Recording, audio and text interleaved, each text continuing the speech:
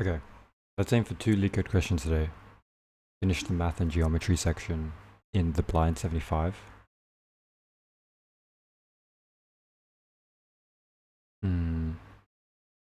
Now math and geometry all seem to be related to matrices, which I suppose makes sense in computer science.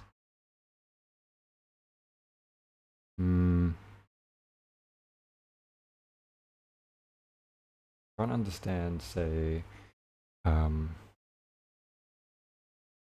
also what my day would look like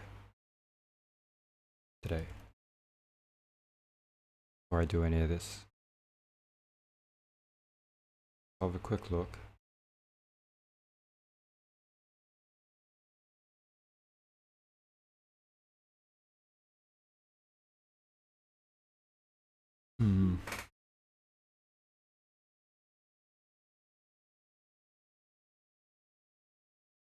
Not possible, not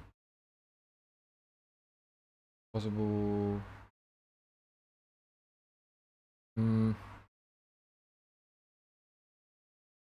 What am I thinking?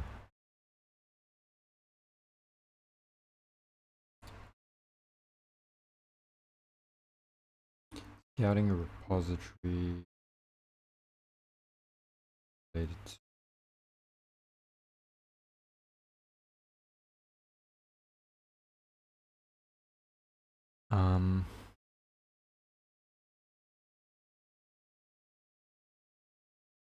so there's a few things that I want to do. Right. First off is Leetcode. Then maybe lunch. Shower.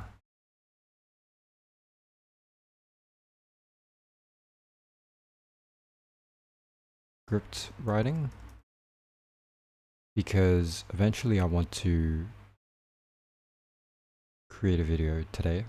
Not today, but create a video. I'm still thinking of the title, right? Script writing and title.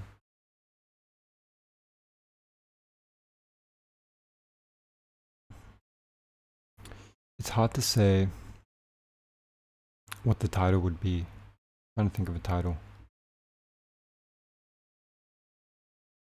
Guy you can trust. After you finish Leetcode's list, what you doing?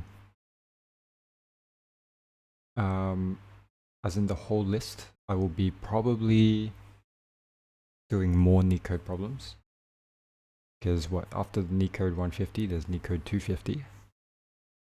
So I think that will be the most efficient use of my time and learning. But yeah, it will definitely be more casual when that comes, maybe. The CS's problem set is great, honestly. Found it from the USA Code website. CS's problem set.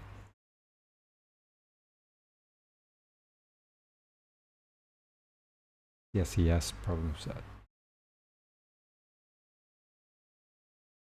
I see.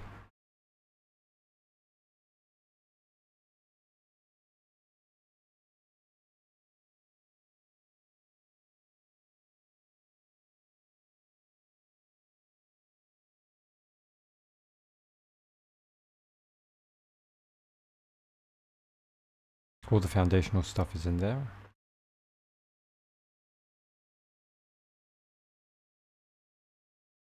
Perhaps I will. Yes, problem set. I'll keep this in mind.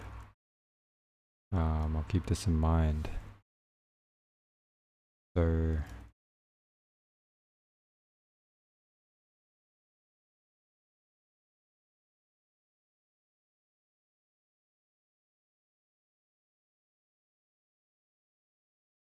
beyond Leetcode. Okay.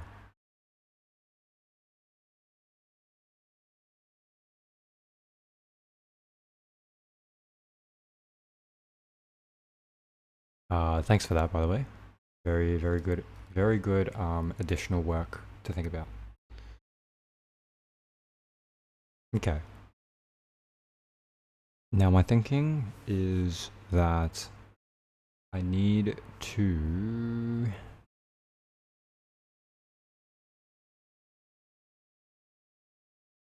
continue planning out my day. Right, so I want to time box 1 hour to script writing.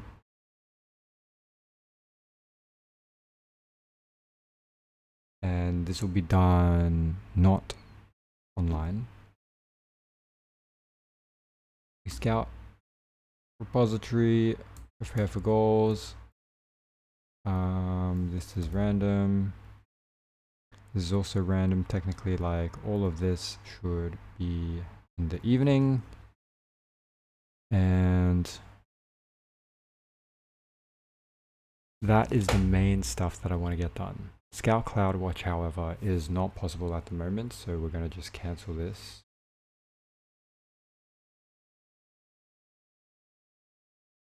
But scouting the repository, writing tasks, I guess user stories and tasks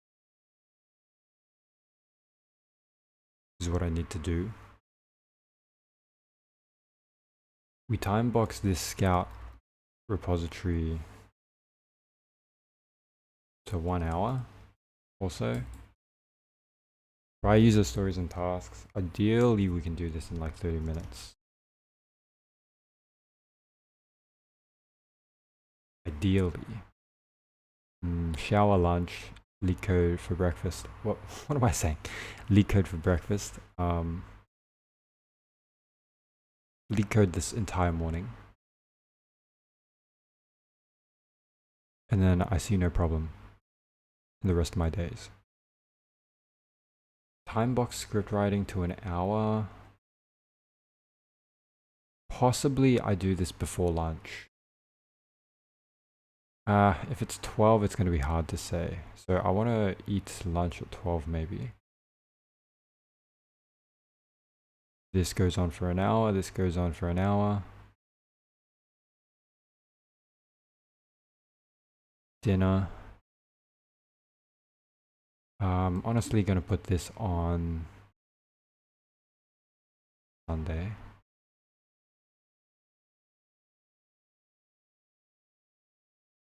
But dinner is going to be here.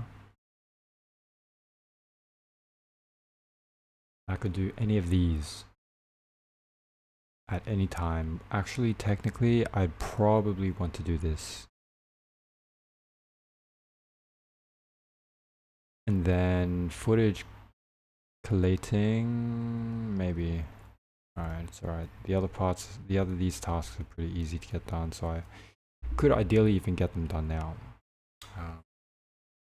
Actually, this is related to when I'm working. And this is going to be on Monday. Akizetsu, hey David, good to see you. Was wondering if you have any advice on getting started studying Leetcode for interview prep. I'm taking DSA course this upcoming semester. Just feel like easy mids are hit or miss. I don't feel consistent. Wondering how to improve really. It's just a matter of doing a couple daily. How can I quantify what I am learning? Quantifying what you're learning is, for me, literally just looking at this list, right? In the sense that you see how much you get done, right? I will say, to really learn, I had someone ask me this yesterday as well, just offline. But this is literally what I'll say.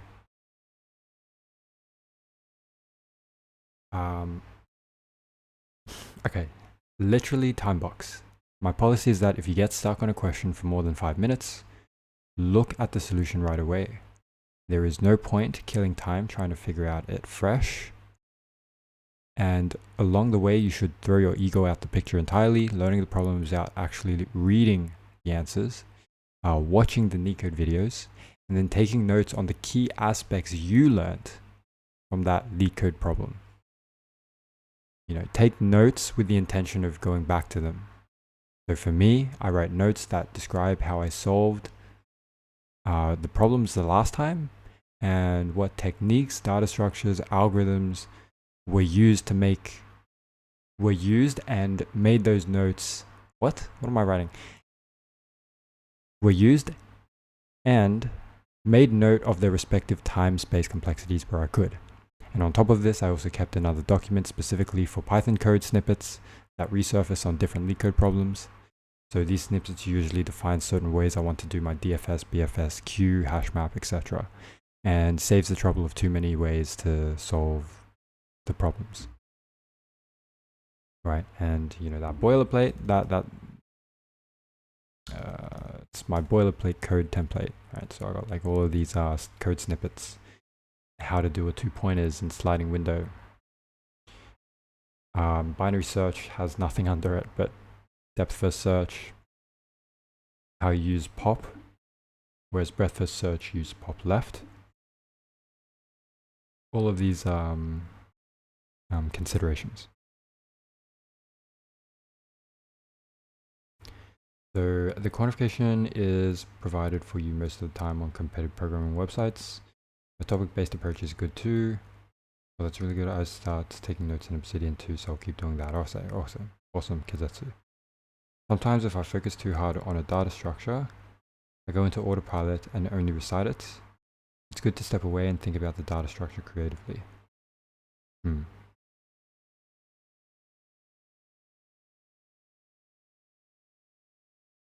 Yeah, sometimes if you do get stuck, like if you do focus too hard on a data structure, yeah, you do lose the perspective.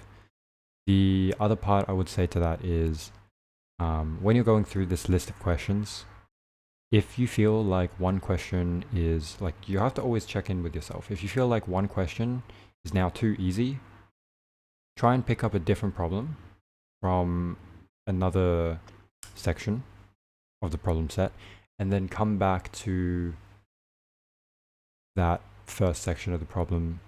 Sorry, that first, what am I saying?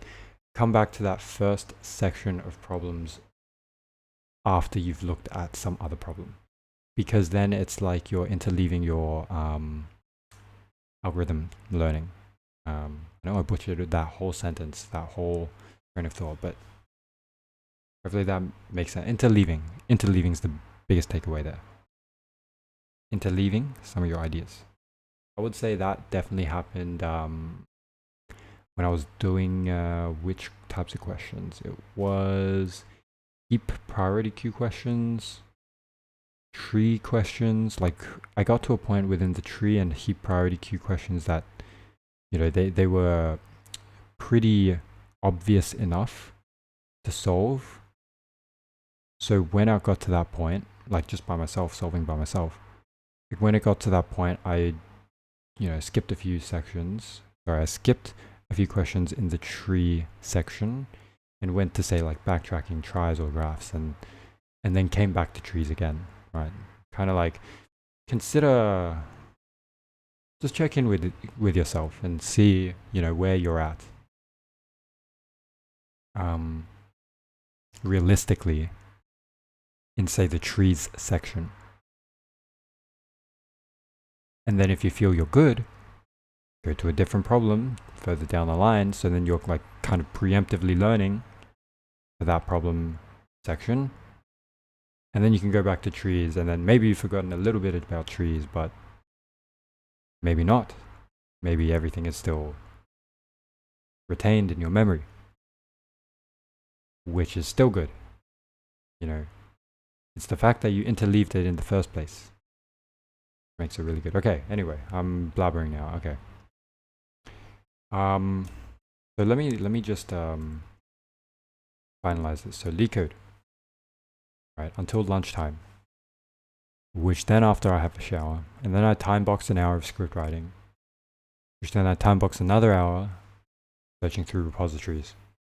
So say that after the shower it's like 1. Say that I finish that at 2, finish that at 3. I work out. I can do more after this. To be honest, I should time box 1 hour, write a little bit, come back and time box another hour. So my thinking is like, I just copy this. Okay, that's what I'm gonna say. That's what I'm gonna do, and we'll just fucking roll it. Given an n by n matrix of integers matrix, return a list of all elements with a matrix in a spiral order. 1, 2, 3, 4, 1, 2, 4, 3, 1, 2, 4, 3. Ooh. So this feels awfully similar to the previous problem. I would argue that. Oh wait, I have my keyboard here. Let me take that out.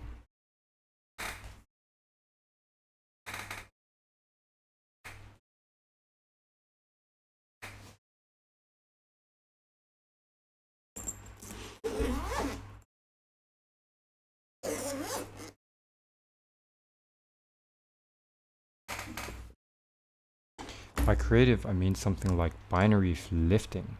Seems like such an obvious concept. It's just an array plus DFS. But if you only see the topics array DFS, it might never occur to you to think of it. Binary lifting.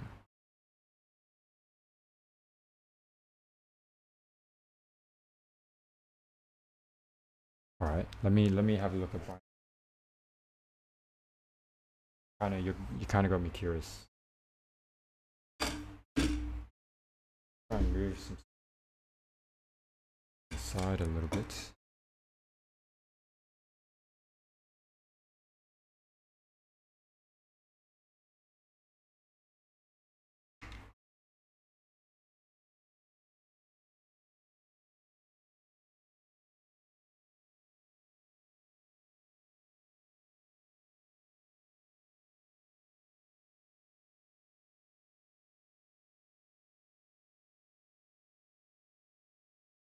Lowest common.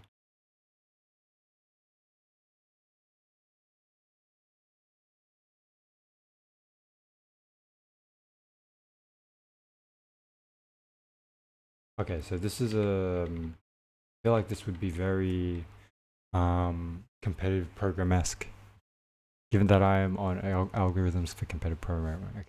I'm just gonna read a little bit here. Lowest common ancestor and binary lifting. How would an array ever come into play at all?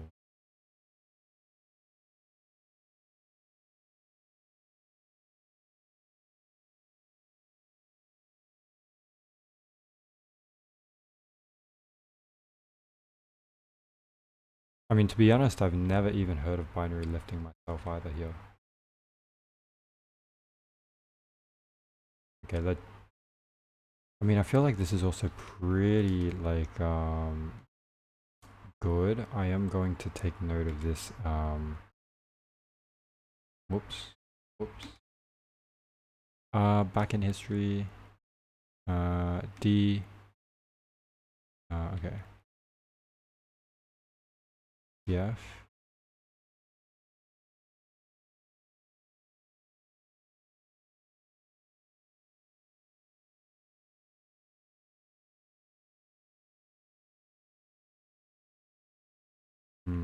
I see. You know, this is my taster into competitive programming. This is how I'm gonna end up being in competitive programming. Okay. Let G be a tree. Every query of the form, we want to find the lowest common ancestor of the nodes U and V. We want to find a node W that lies on the path from U to the root. That lies on the path from V to the root, and if there are multiple nodes, we pick the one that is farthest away from the root. In other words, the desired node W is the lowest ancestor of U and V. In particular, U is an ancestor of V, and then U is the lowest common ancestor.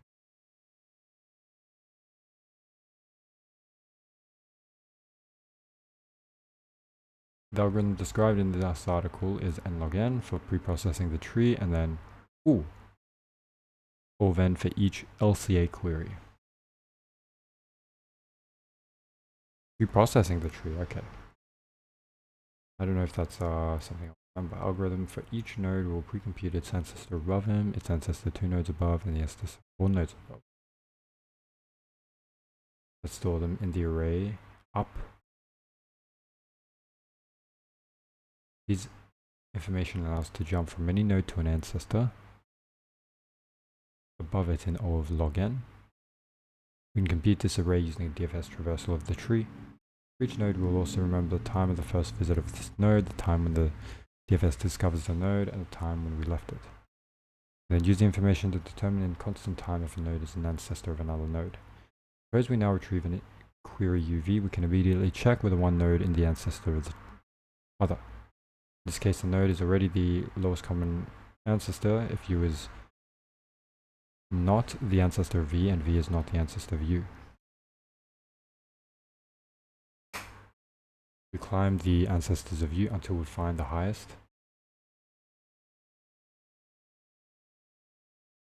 Closest to the root, which is not the ancestor. You can find this in O of log n.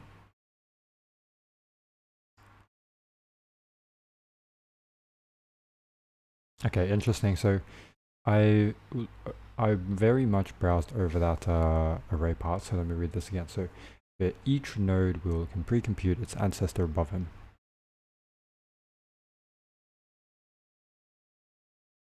For each node, ancestor above him, its ancestors 2 nodes above, and its ancestor 4 nodes above, until you reach the root, I'm guessing. What, so the next is 8 nodes above?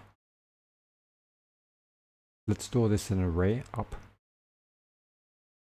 2 to the jth ancestor of the node I. Right. These information allows us to jump from any node to any ancestor above it in log n time.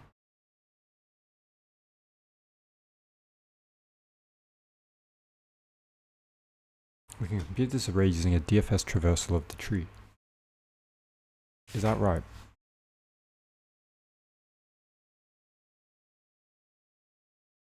Yeah, we can for sure.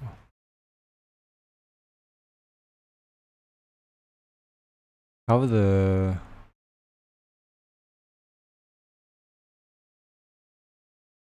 the 2 to the power of jth ancestor above the node I, with I is equal to 1 n. So the ceiling of log n is confusing to me. I've never seen that.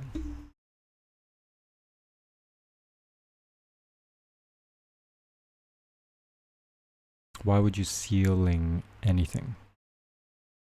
Well, I guess you just get the number. I guess it's just some number. Yeah, okay. No, I can understand the ceiling now.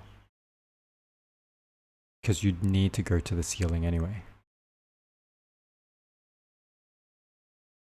And this is a binary search anyway. The 2 to the jth ancestor above the node. The nth ancestor above the node I.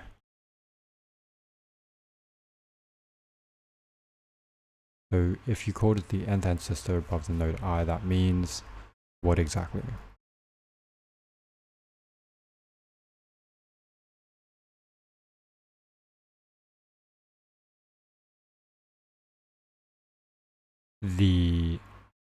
So if j is 1, the second ancestor above the node I. If j is 2, fourth ancestor above the node I. Oh yeah. 0th. So first ancestor above the node I. Fourth. Second ancestor of the node I. Fourth ancestor above the node I.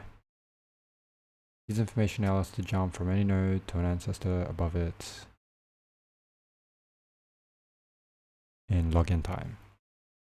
Is that right?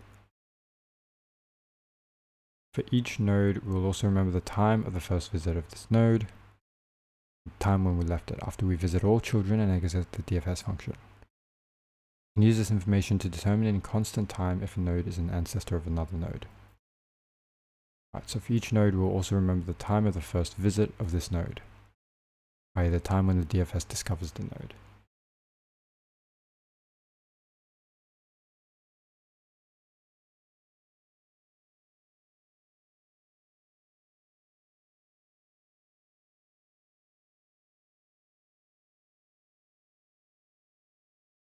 And the time when we left it. After we visited all children and exit the DFS function, we can use this information to determine any constant time if a node is an ancestor of another node. What the fuck? This is something I wouldn't even know without sitting and thinking hard about.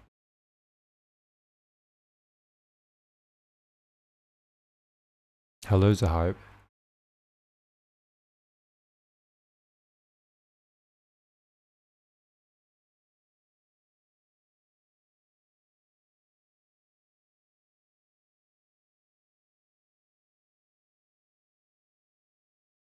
Suppose now we retrieve a query.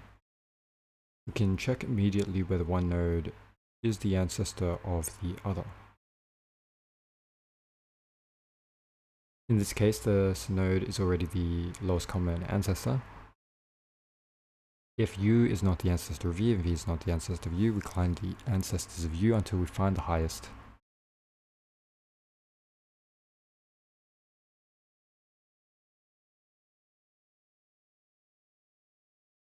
Closest to the root node.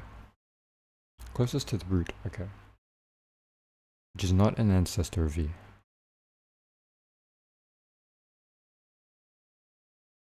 Node X, such as X is not an ancestor of V. Ooh, binary lifting.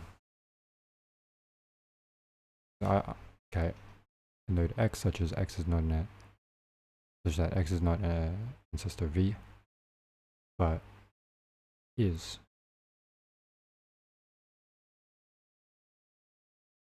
Ooh.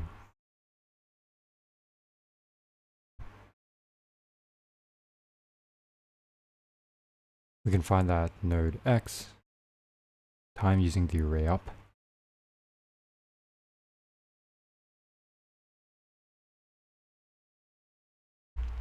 Do I agree?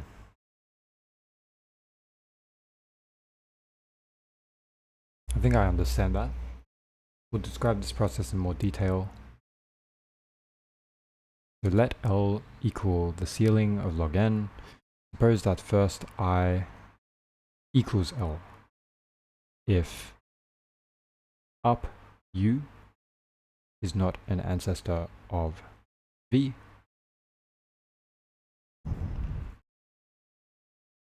well, so it's the last, so it's the root, kind of. Then we can assign U equal UI. And then decrement I.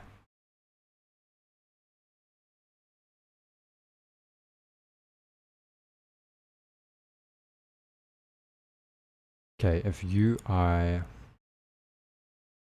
is an ancestor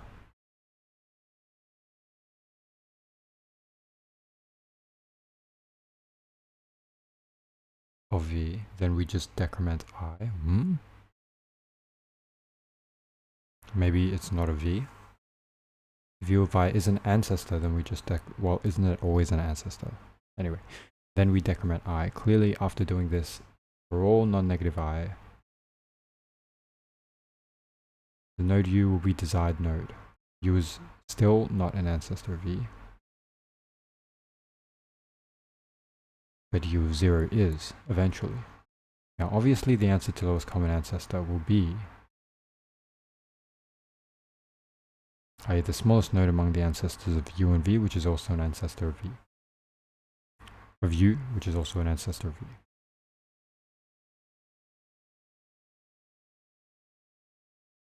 So entering an LCI query will iterate I from ceal log n to 0 and checks in each iteration if one node is the ancestor of the other.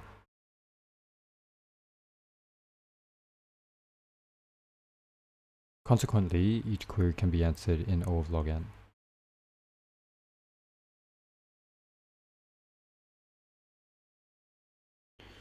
Do I really still understand this? Even while reading through this? Not really. I think looking at this might help though. Lowest common ancestor, you pre-process something.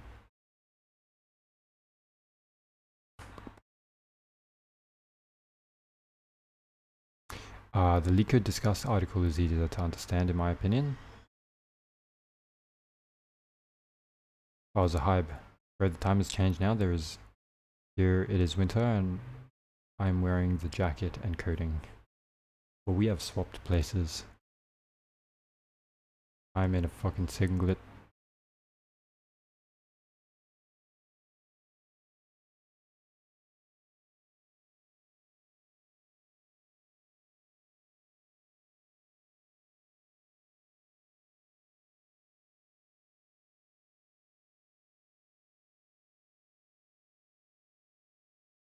Some of this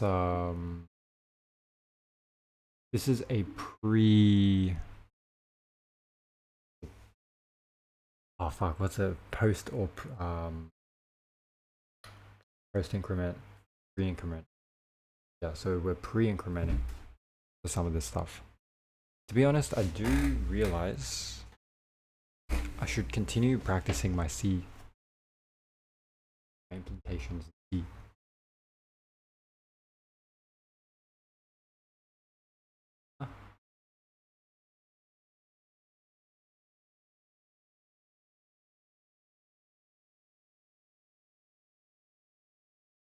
Oh, binary lifting, this code forces.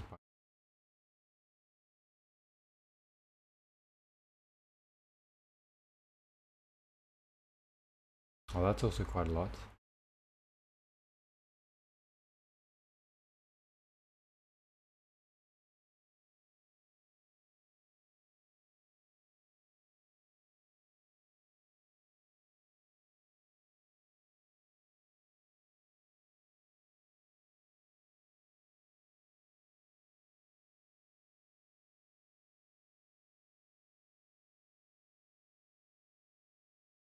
I'm gonna make note of this.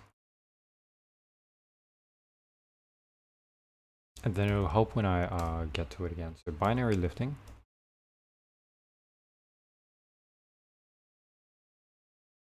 And then I can link to CP algorithm.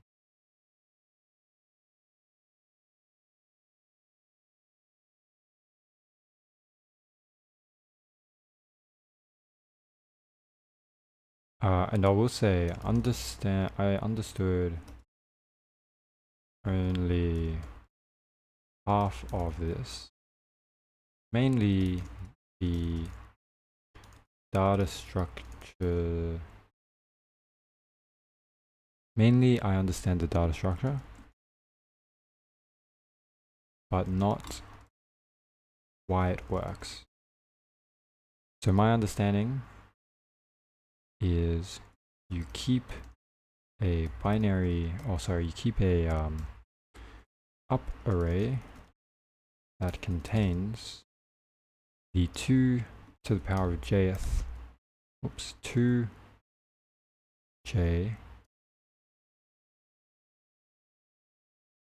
to the power of j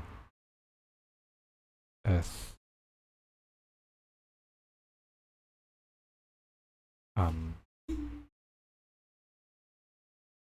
nodes in a binary tree.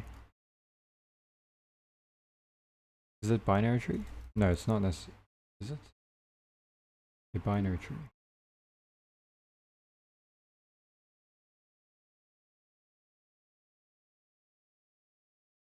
No, it's just a tree. Okay, I should note that it is just a tree. Okay, so you keep an up array that contains the two jth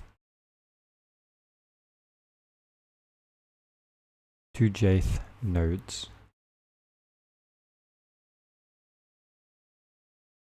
So how's that? Two jth ancestor above the node.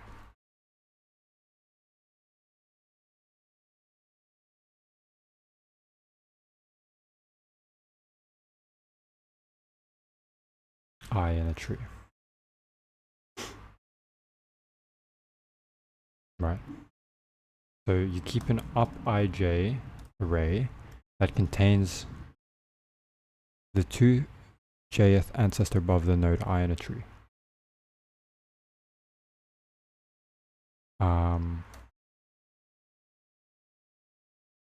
The other thing to note is that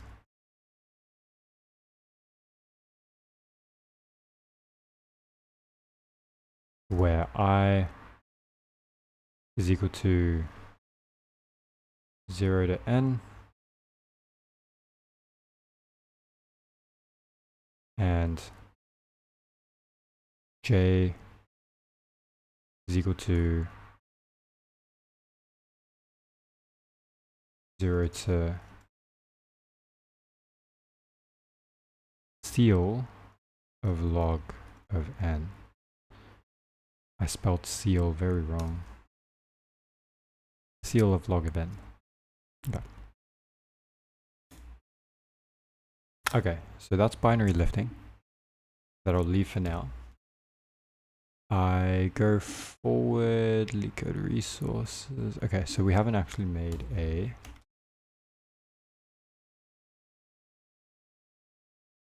spiral matrix.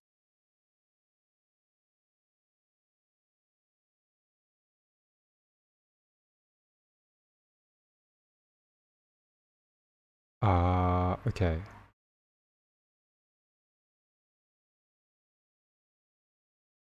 The linked Leetcode problem is a hard one, but it's made easier understanding its concept at the bottom of the article on the CPL website. Alright, I see.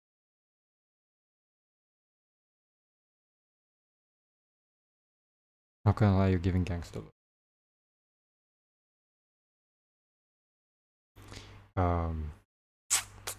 Rip. I hope I was giving like Joe vibes, you know what I mean? There, gangster looks, let's go. Alright.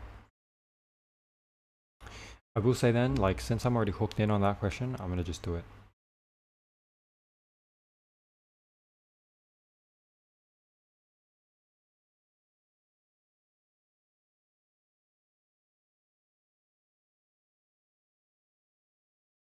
Ooh, wait, did I do this already? 8th ancestor of a tree node.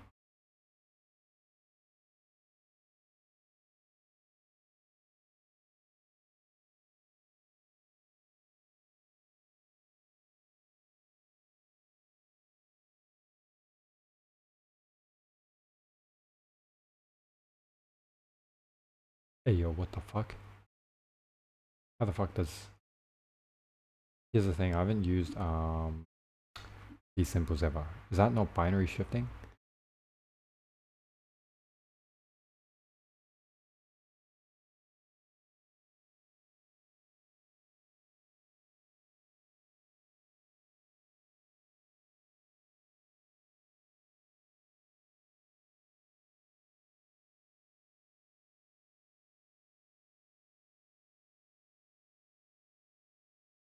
Sorry, yeah, bit shifting. Did I say... I said binary shifting, right? Cooked, man.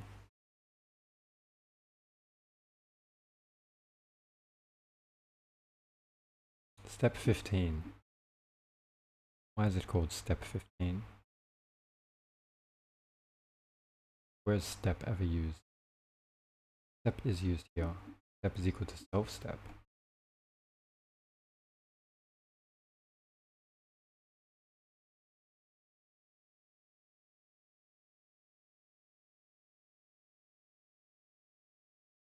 Okay, so there is all from user this. Okay, so there is concept binary, what is binary lefting, so any number can be expressed power of 2, and we can greedily find that by taking highest powers and taking them, just utilizing the inbuilt binary format that our numbers are stored in a computer, so we know how to represent k in a binary format. Now using the same concept, we'll jump on k height using binary powers and remove the highest power. But here we must know that 2 to the I height parent for every node, so we will pre-process the tree as shown in the code. You could see as this. We calculate the parent of every node before we calculate the parent for that. Now utilize this binary version of k and jump according to that also. Okay. Not very, still very clear. Until you actually get into the weeds, I think. Once understanding this, it felt like I should have known all of it. Okay. Well, one other part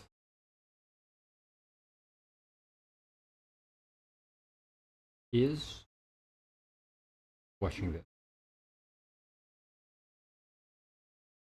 Perhaps this will help me.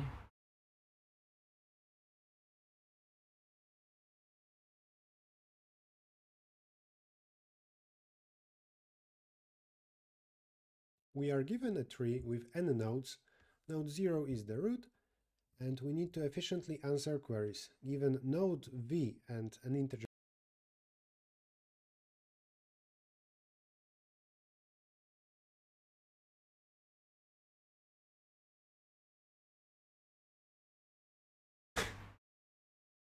Thank God I'm trying to understand this for a week now.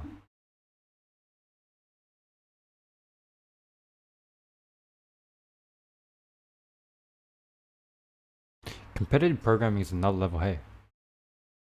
K, find kth ancestor of v. Ancestors for any vertex v. Ancestors is just everything on the path to the root, root being vertex 0 or node 0. Vertex and node are the same thing. And brute force is here very simple. We just keep going to the part. Say, okay, let's go back. We are given a tree with n nodes. Node 0 is the root, and we need to efficiently answer queries. Given node v and an integer k, find kth ancestor of v. Ancestors for any vertex v. Ancestors is just everything on the path to the root, root being vertex 0 or node 0. Hold vertex. on. Why am I struggling to understand? We are given a tree with n nodes. Node 0 is the root, and we need to efficiently answer queries. Given node v and an integer k, find kth ancestor of v. Ancestors for any vertex v. Ancestors is just everything on the path to the root, root being vertex 0 or node 0. Vertex and node are the same thing. And brute force is here very simple. We just keep going to the part. Say, for v equal to 9, you need to find. Wait, did he say brute force? Ancestor. Going to the part. Say, and brute force is here very simple. We just keep going to the part. Say, for v equal to 9, you need to find the third ancestor. You just go once, second time, and third time to the parent. So 4 is the answer. For v equal to 9, k equal to 3, the answer is this guy, 4. We just went 3 times up. What's the complexity of this brute force? Assuming that there are q queries. In each query you're given. Yeah, so is the main point here. What is the complexity? Log n. No? This is not log n. Vertex v and an integer k. The worst case is that tree is very deep, like the one here. It doesn't need to be balanced, or just it's a single chain. Right. Root, then one sure, child, one for child, sure. child. So it's all n. A very deep tree. Then you can make at most n steps in each query, and the complexity is this. That's the brute force. We want to speed this up to. There will be some pre-processing, and then for each query we solve it in logarithmic time, binary logarithm of n. Okay. Which is, of course, much faster. How do we usually get logarithm in the complexity? Almost always we get it by dividing n multiple times by 2. And the most common example of it is binary search, obviously, where let's say you have a sequence of size 100, you ask in the middle, and then you're left with 50, then 25. Logarithmically many steps. Divide and conquer is also some example, then it's usually n log n, and not really logarithmic, but it's similar, also about dividing in the middle. But not always it works, and this is one example of it. Here you can think, can I quickly go up by k over 2 steps? Because if I can quickly go by k over 2 and do it just twice, then I will in total go by k steps. We just try to, in some way, speed up the brute force. But it turns out that going twice up by k over 2 steps is quite independent, and it's not really that you can combine them to do it faster. Of course, if you are able to do this in constant time, then you can go up by k in constant time, but nope. So this left method doesn't work. The other method related to binary logarithm is to use powers of 2. This is less common, but it appears in segment trees. We will not talk about them today, but also binary lifting and sparse tables. Sparse tables is something we will discuss in a future video, but the topic of today's is binary lifting. Still, what's going on with powers of 2? Well, there is logarithmic number of powers of 2. Is, say, n is 100, then available powers of 2 are 1, 2, 4, 8, and so on, up to 64. And the number of here available powers is logarithm of n. But what does it have to do with our problem? What about going up just by powers of 2? So there are two questions. Can I solve a problem quickly if k is always a powers of 2? And then the other part is, using that, can I solve problem for general k efficiently? The other question is easier to answer. So assume that for arbitrary node, you can go quickly up by 8 steps. So you have some kind of black box that tells you, okay, for this node v, and for, let's say, 64 or 32, you know what's that ancestor. So if k is power of 2, you can in constant time, maybe not constant time, but... Wait.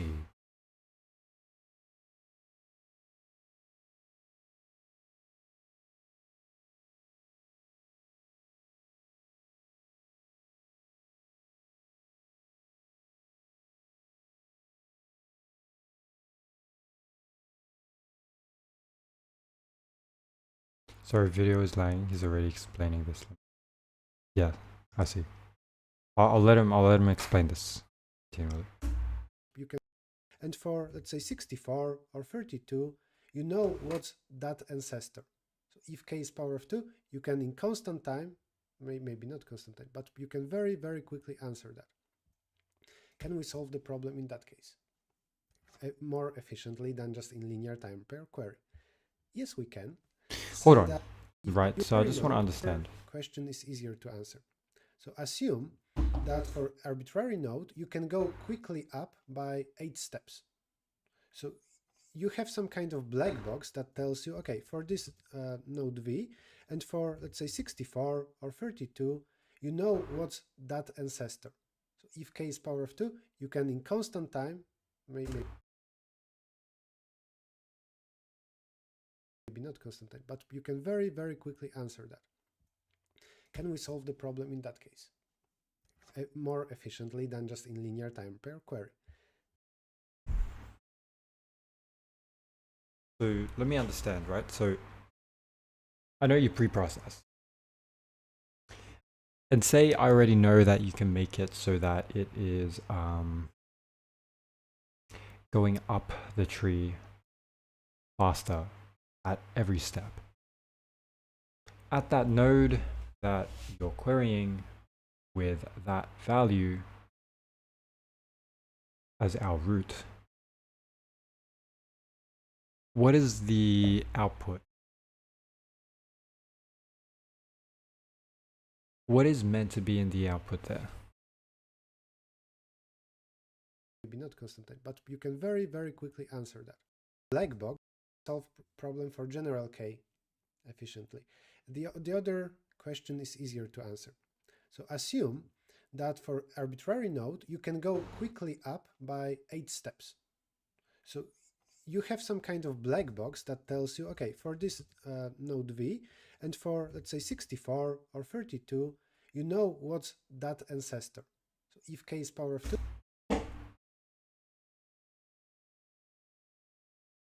you know what that ancestor is. K is the power of 2. What does that fucking mean? Okay, but you know what the ancestor is.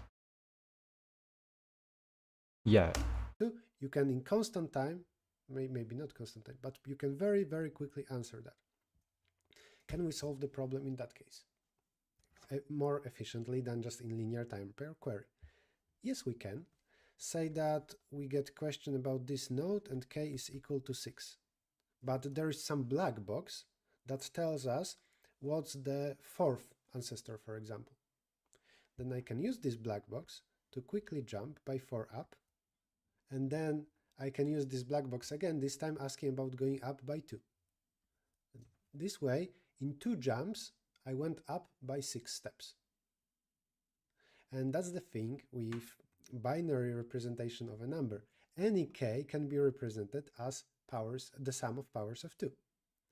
Because any k can be represented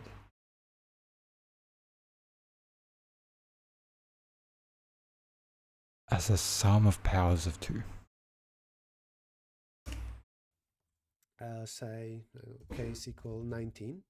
It is something in binary system, like what, 16 plus 8 for this. I think it's this in binary system. So right, because you have 0, 1 plus 2, 3, so 0, 1, 2, 3, 4, 4 to the power 4 is, fuck.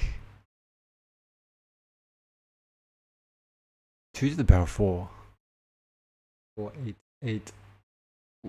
Wait. 16 plus 2 plus 1, yeah, 19. Okay, fuck. It's much faster. Is equal to 16 plus 2 plus 1.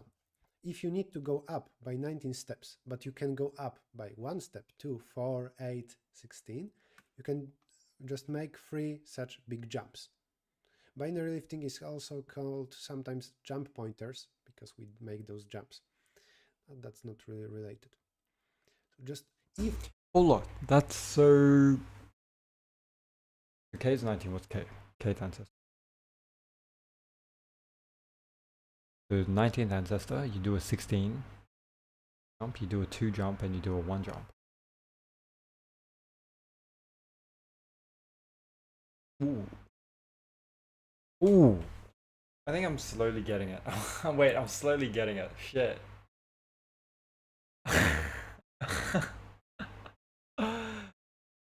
Okay, you do a 16 jump, you do a 2 jump, and you do a 1.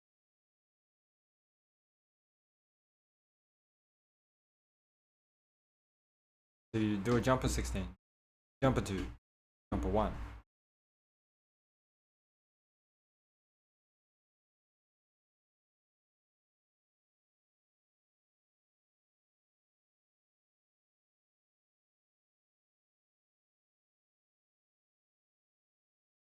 You store those powers and simply access these ancestors by those powers of 2 computing. Yeah.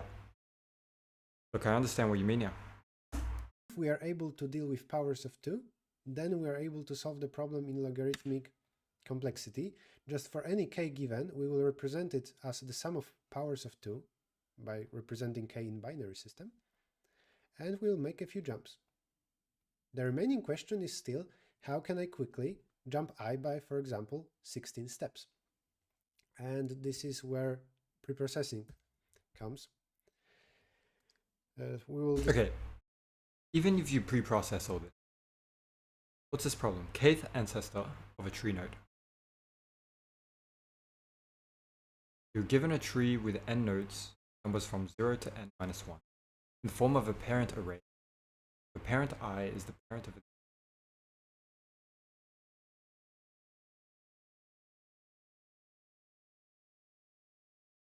What? Wait, let me read this again. You're given a tree with n nodes numbered from 0 to n, of a parent array. Parent I, parent of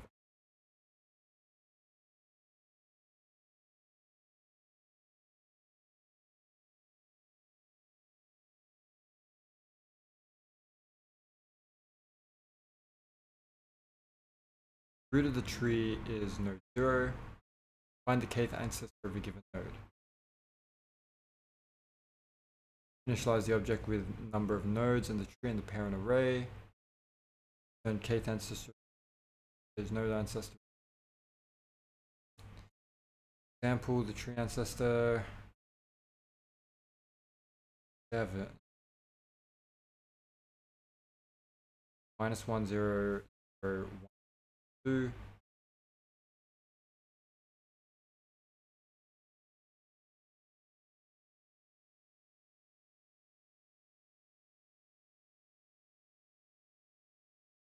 So 0.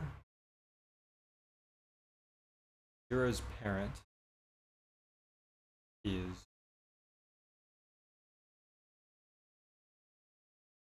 parent of 1 is 0, the parent of 2 is 0, the parent of 3 is 1, the parent of 4 is the parent of 5 and 6 are 2. So get kth ancestor. So by the way, that encoding of the binary tree, sorry, is that a binary tree? Just a tree. Is kind of crazy. Kind of pretty cool in the first place. And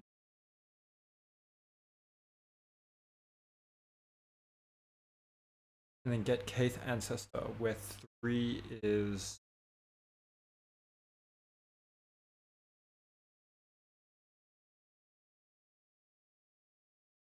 where you start from. And 1 is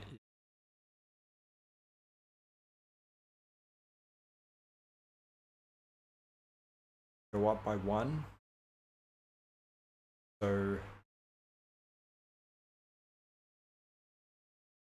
that would be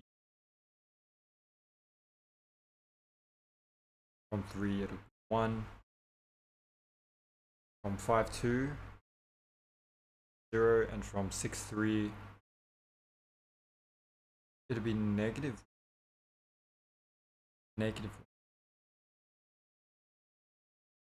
There's no such.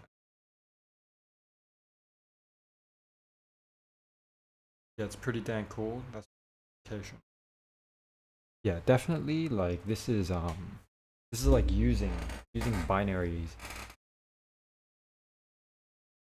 Binary. I don't know what to call it. Okay, but I understand that. I want to continue with this though. Right, and later we'll actually code the solution for some Leetcode problem in C++.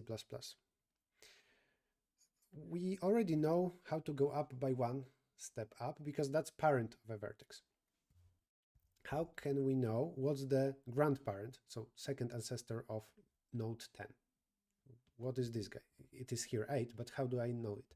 It is parent of my parent. How do we know the fourth ancestor, k equal to 4? If I already know the second ancestors, for 10 that's 8, for 8 that's 4, then I can combine that and I can know the fourth ancestor. Then how do I know 8th ancestor? I go up by 4 and up by 4. Seems quite easy.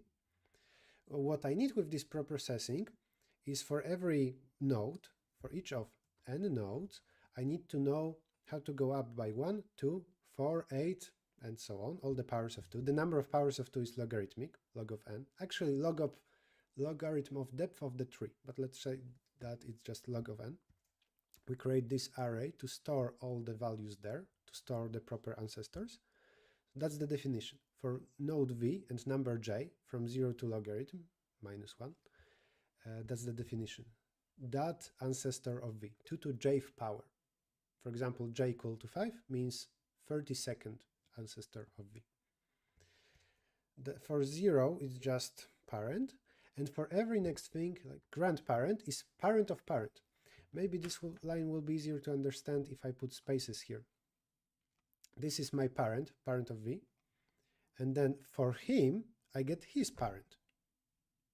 So this is my grandparent in total. And this continues. If I know my second ancestors, I look at my second ancestor and I take his second ancestor. That will give me my fourth ancestor. And so on. This way I compute 8th, 16th, and so on. There is logarithmically many steps here. Obviously, this should be replaced with a for loop. Hold up.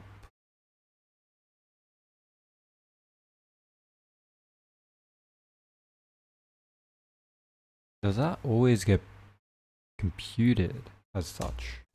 For every j, again, this is just pseudocode, from 1 to log minus 1, we compute this value, and here I take my previous power, j minus 1, and I get its power. This replaces, of course, all those lines. And we have n times logarithm complexity of preprocessing. Obviously, we have two for loops, so it's n log. Right, because it goes to n and it goes to log n. I will write it down.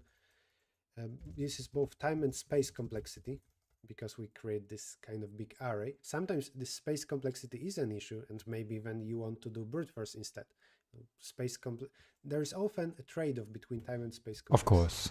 Here both time and space are n times log of n, or actually log of depth of the tree. If the tree is balanced, then it's better, but actually then even brute force becomes very fast. Last thing about this code is that it actually assumes that parent of every I is smaller than I. For example, on the left, there is node 6. Its parent must be smaller than 6, here 5, and then the code works, because we compute all the ancestors in order of nodes from 0 to n minus 1. If order is messed up, let's say the root is actually 4, and then here we have 2, here we have 3, the order is not sorted from the top, then this is a wrong order to go through everything. And then almost always you just run DFS. If you really dislike DFS and you want to do it this way still, then it's enough to just replace the two for loops. You can say that this for loop goes first, like that. Oops, sorry. Then do the other one. Hope I didn't mess up. So first I anyway assign the parents as the 2 to 0th ancestor. And then for every next layer, I say, okay, I know all the first ancestors, let's compute all the second ancestors. I will like this. This is the main for loop. Then I compute all the third ancestors. In the previous order, in the previous order of for loops, if we have this thing, like node 4 has child 2, then it has child 3, the issue is that you try to compute ancestors of node 2 without first computing ancestors of 4. So 2 will try to use some not yet computed ancestors. Yeah, that's what I'm thinking. Not yet computed values in this array. Basically, don't worry about it as long as this is the case, and this will be the case in the Leetcode. Parent I is less than I. Yes, yes, yes, yes. Yes, yes, yes. So then, if that's the case, which is the case, you can do it the way that he just expressed it.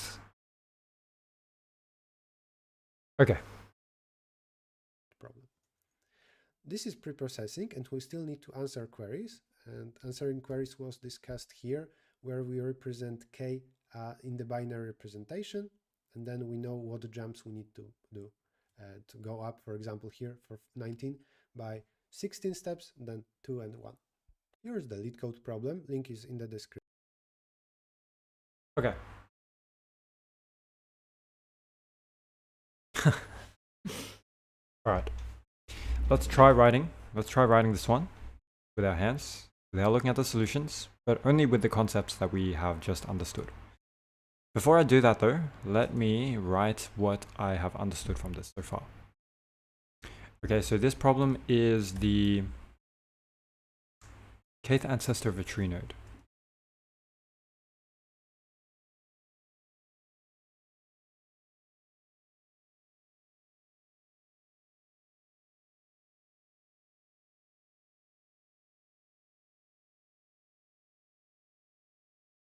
It's not a binary tree, it's just a tree. Just a tree.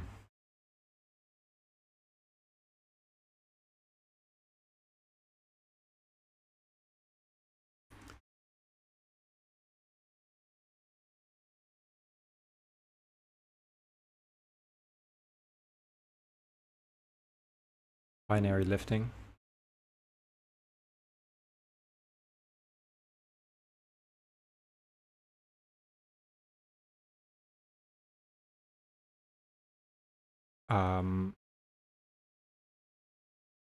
Or during pre-processing, it is good to, let me say, when you binary lift, you travel the tree in log n time rather than in O of n time because of the binary representation, because of the ability to use binary representation.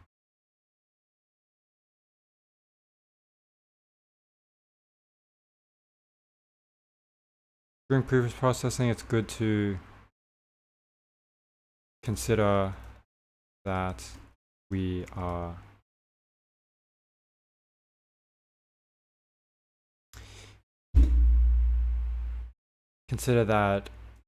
this problem can be solved in two for loops, as opposed to using a DFS. I'll just mention that here. Two for loops in O of n times log n time/space, as opposed to using DFS. If the tree is a stick, then this optimization does not help. So technically we can call binary lifting. We use binary lifting as an optimization to solve this problem. If the tree is a stick, then this optimization with binary lifting does not help us, and worst case complexity is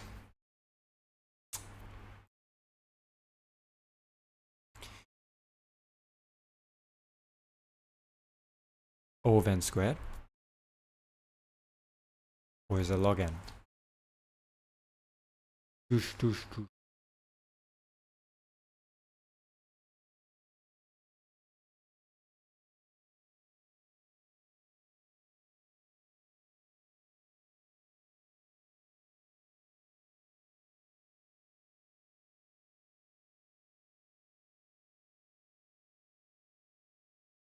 I don't know how that would actually look.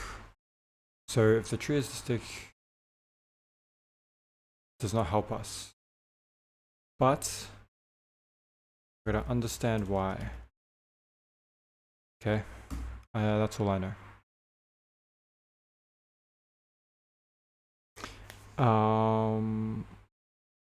Okay. I realize you sent a lot, guys. A guy you can trust.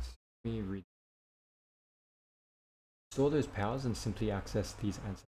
Powers of 2. Yes, take floor of log 219. We get 4 jumps. Yep. Yes, it's pretty close. Just one.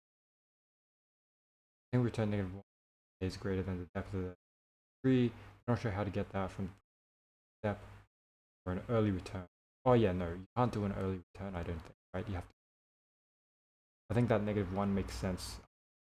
That it literally just as like a dummy node represent that there is nothing for the 0.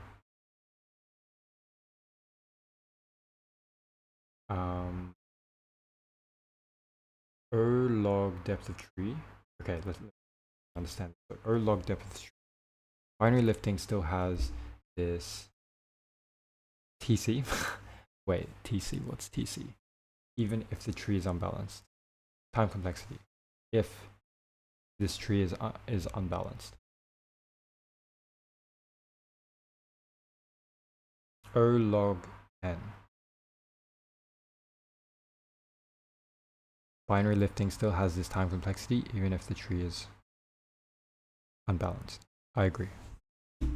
Yes, I agree with that, but he was speaking about something else. Like, I could literally just go back to the video and just understand what he was trying to say there. Alright, let me try and understand it. That this for loop goes first, like that. Then do the other one. Wait. Go back. Smaller than I. For example, on the left, there is node 6. Its parent must be smaller than 6. Here, 5. And then the code works.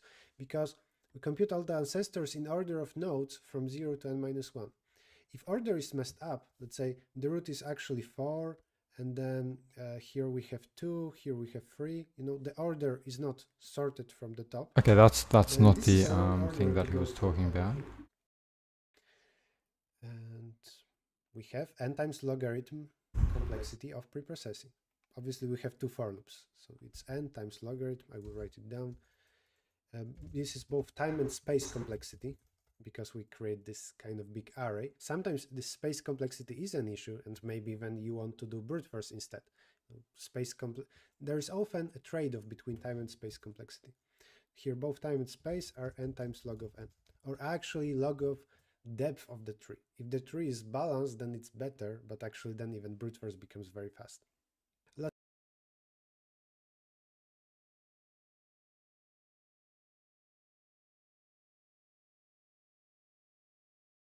If the tree is balanced, then it's better, but actually then even brute force becomes very fast.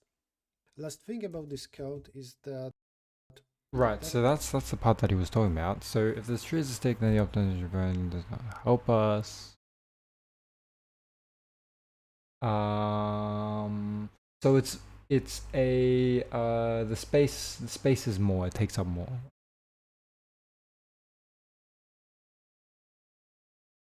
Maybe.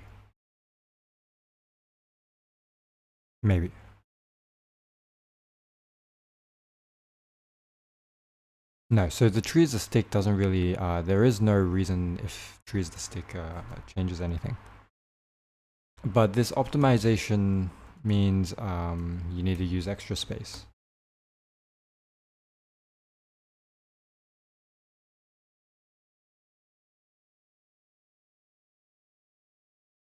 Yes.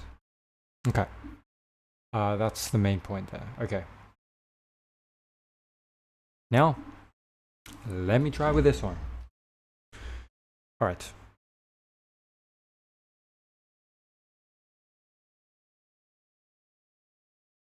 Has to be that.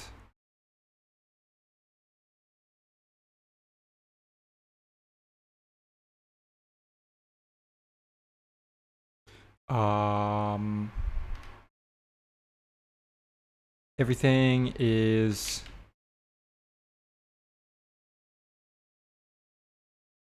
initialized to 0. Is everything initialized to 0? Could I initialize it all to -1?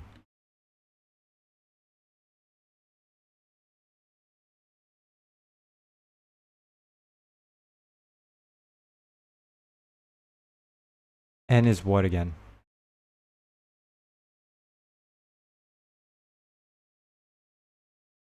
N nodes.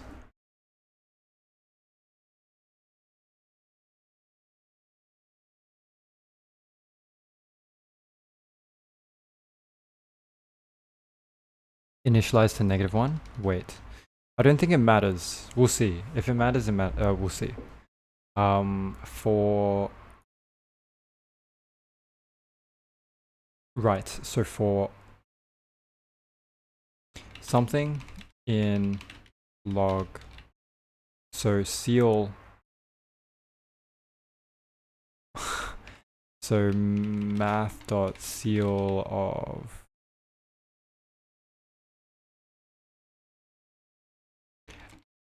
math.log of n.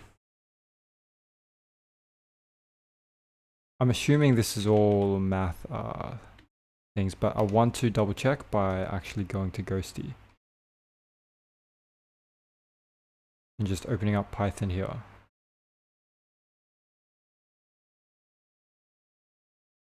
Hello. Python.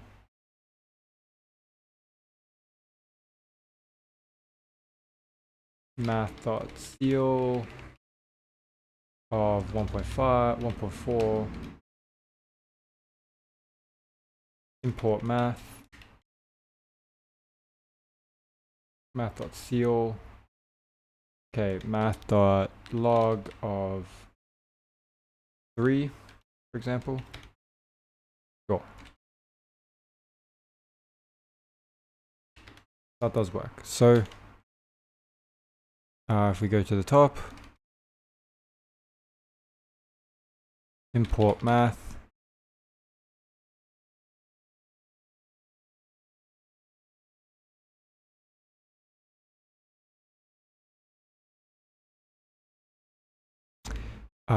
Let's see. So up of I and up of I.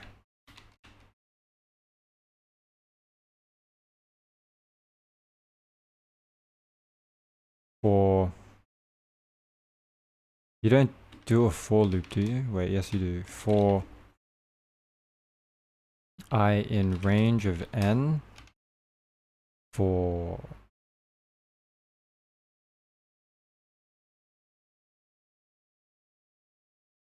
also you initialize all of this here, but you could also do this in this loop. For j in range of math seal math log of n.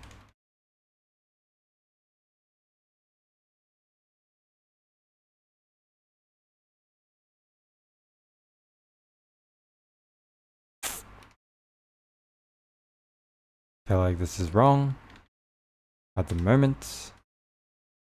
Up of I j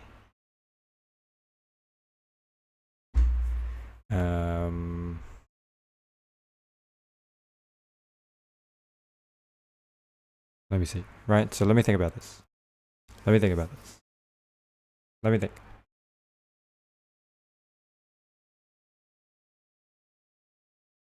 Right.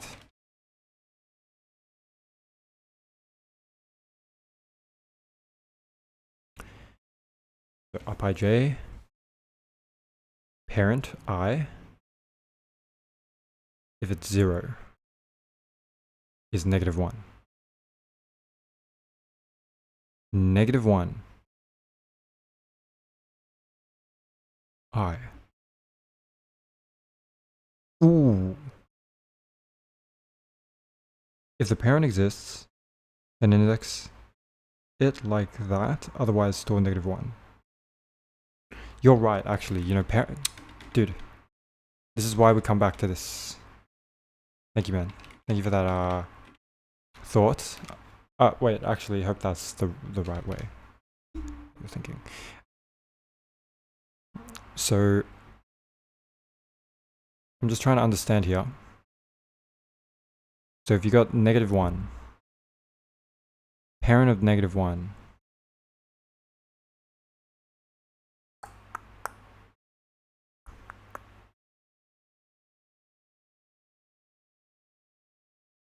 is that not going to go in the opposite direction?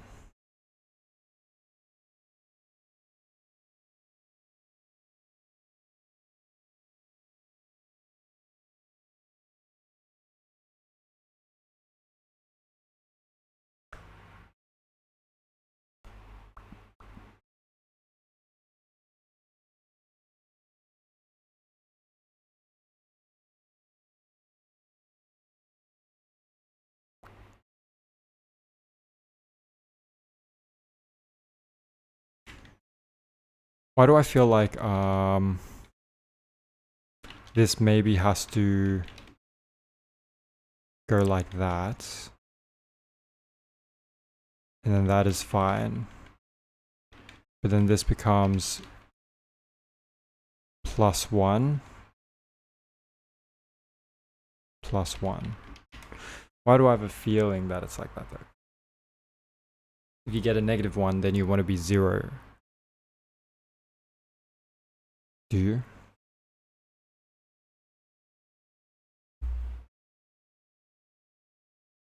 I +1.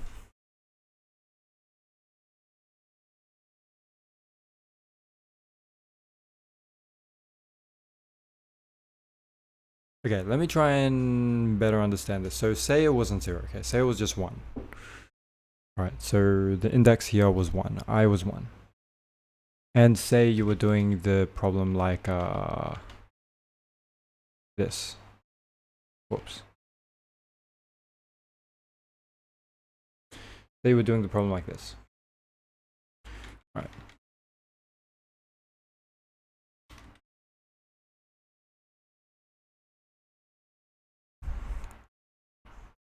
If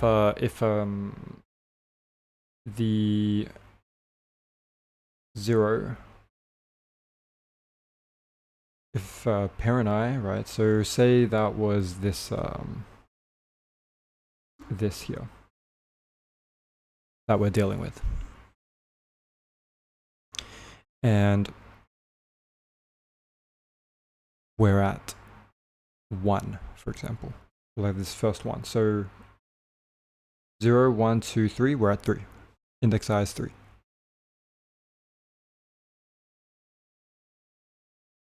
Parent of I is going to be 1.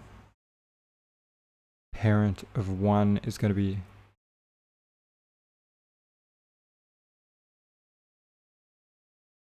0. So then that would become 0.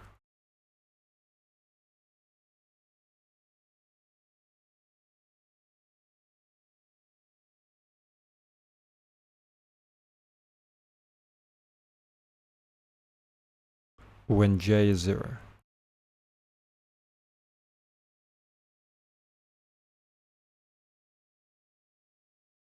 When j is 0, you shouldn't even do that now. I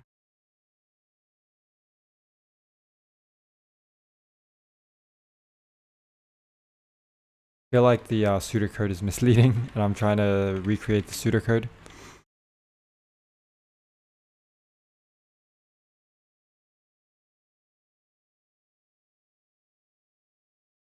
So if you start from 0 all the way to the math field, you start from 0,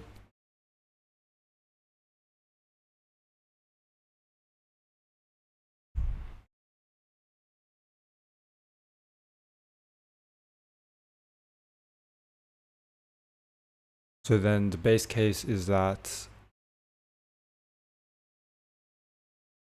it's just 1 up.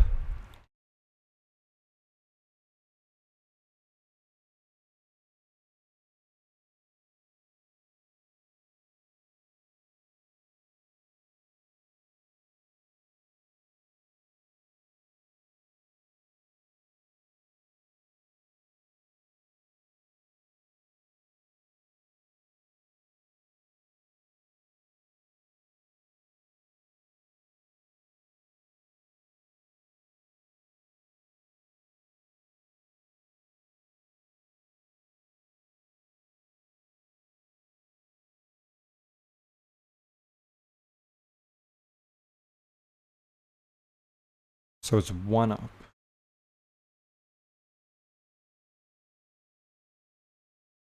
Oh, parrot of I.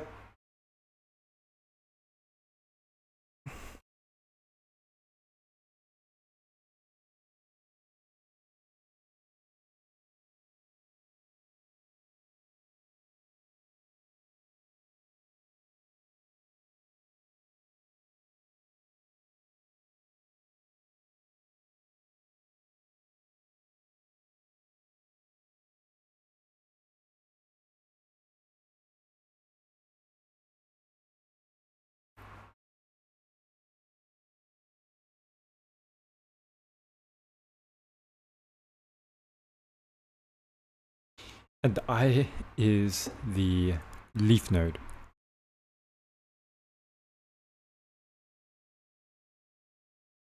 You're giving the parent only the first parent.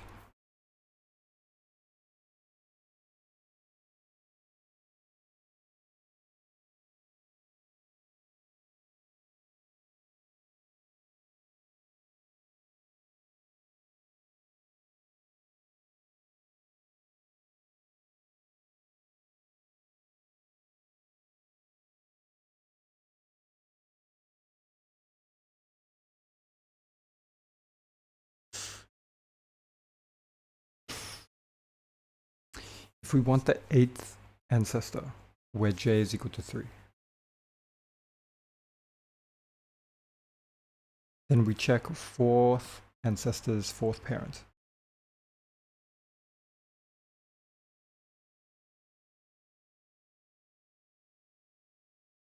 If we want the 8th ancestor,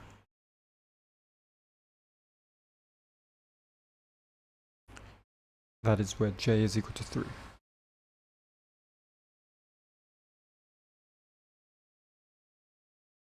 Then we check 4th ancestor's 4th parent.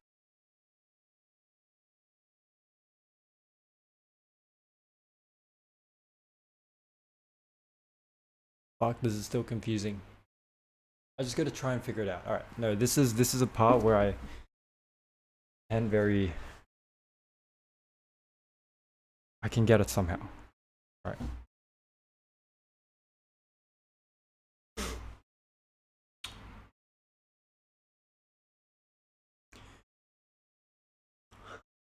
Up ij.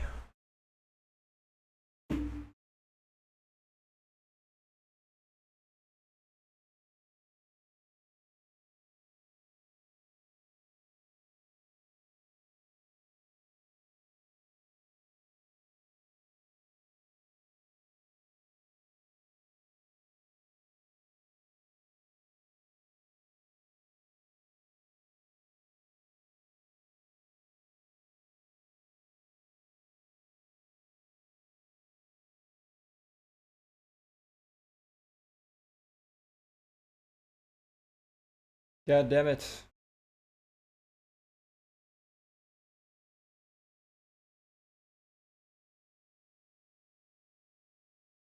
Yo, okay. Think again, just think, just think.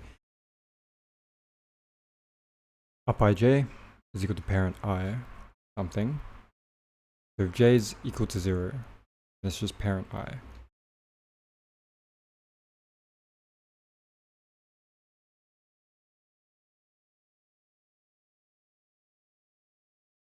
If j is equal to 1,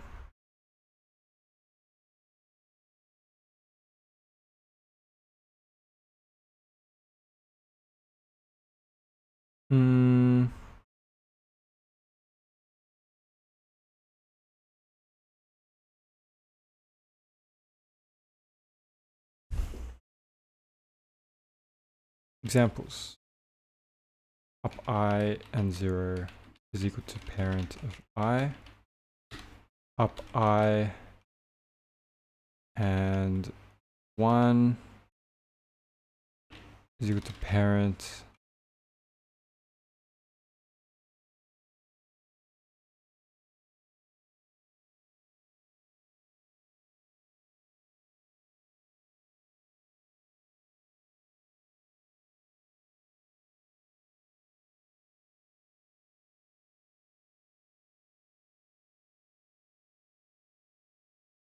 right.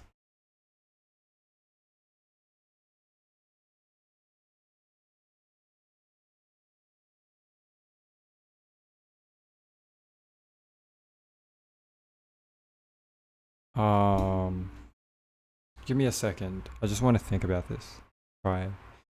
And then I'll look at your thinking. Guy you can trust.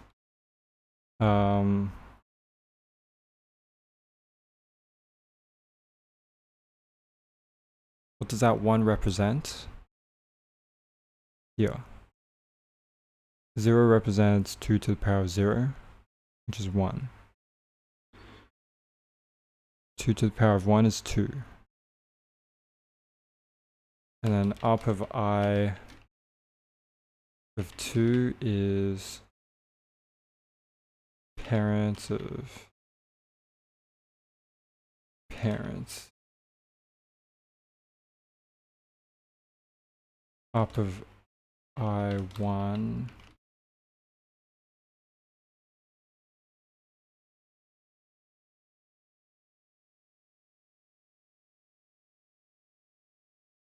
up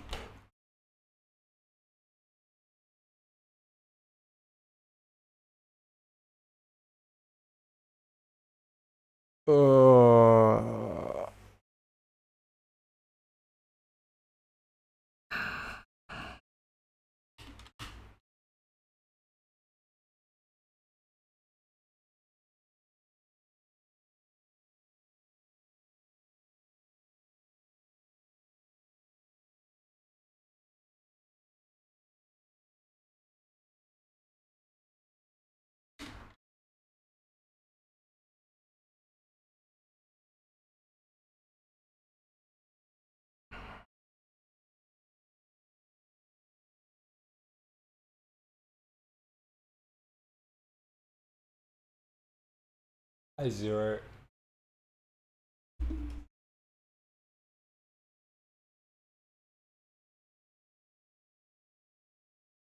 Right.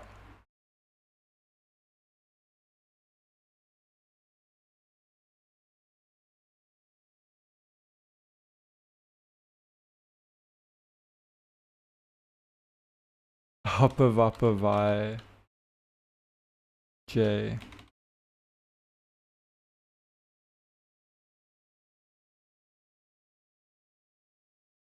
Maybe. Whoops.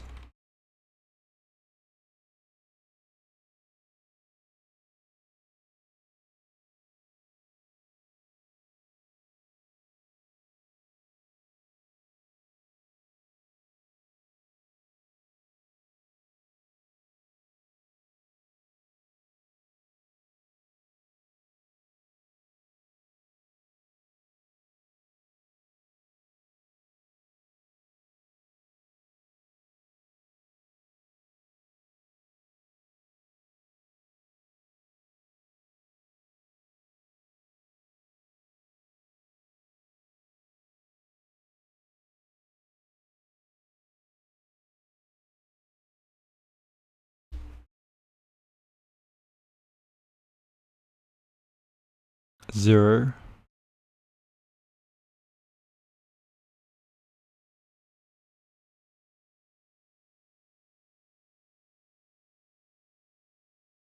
Zero. So up of 0.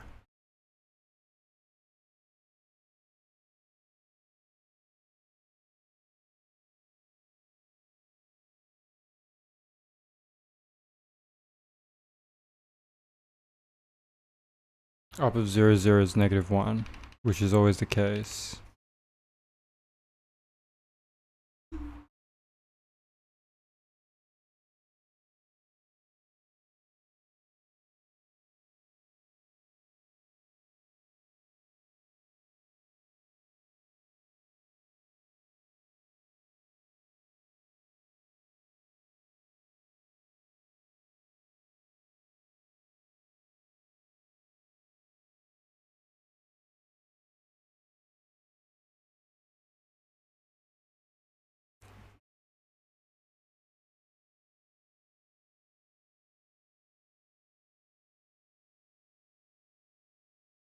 Up of I0.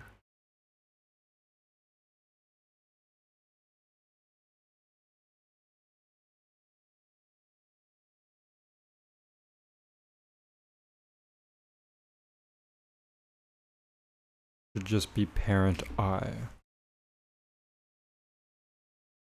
So then when you do I0 again, that becomes parent of I.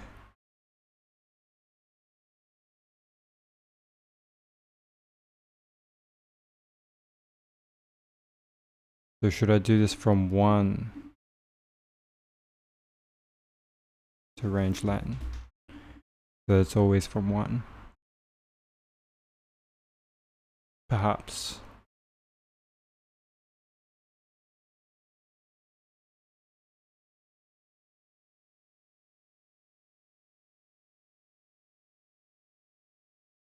Then do the double for loop. So looking at what you said, I think that's what I'm doing now. Okay, assuming now we're back on the right track.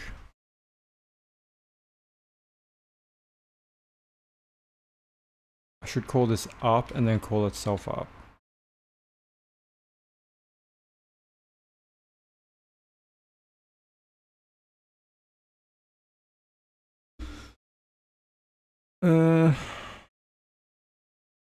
Okay, we don't need this. Okay, alright. Now we can probably do this.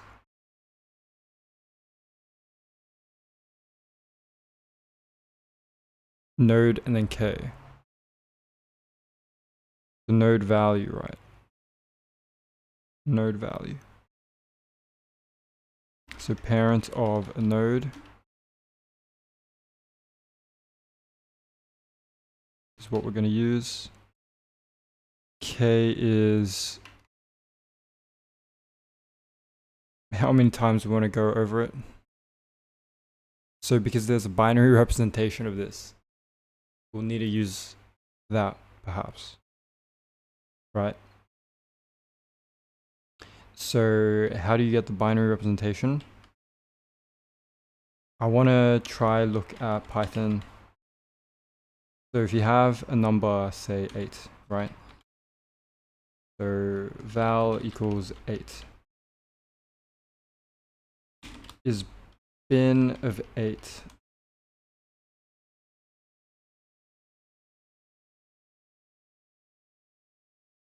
So if you did 8,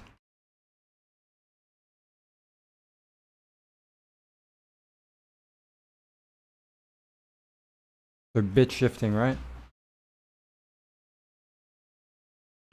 Jarjalani, hello. Bit shifting in Python. You can initialize your list first with a parent array by assigning up I0 equal parent. I think that's what I did, right?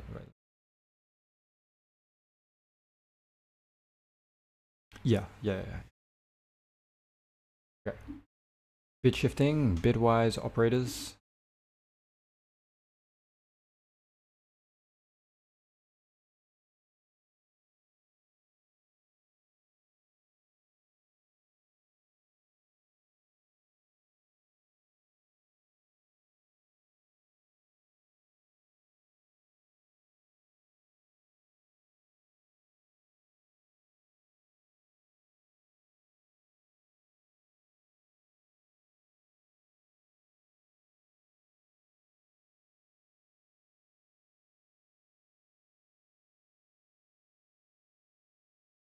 X equals 6. Y equals 8. X, Y. X equals 1. Y equals 2. X, Y. Y.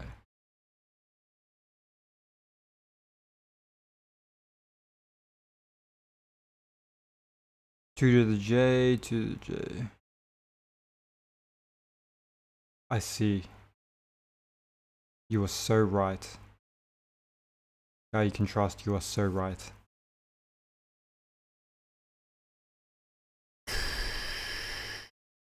Okay.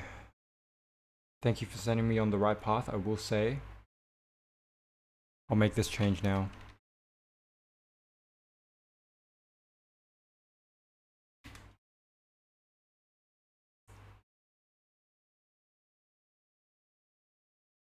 That would make a lot more sense.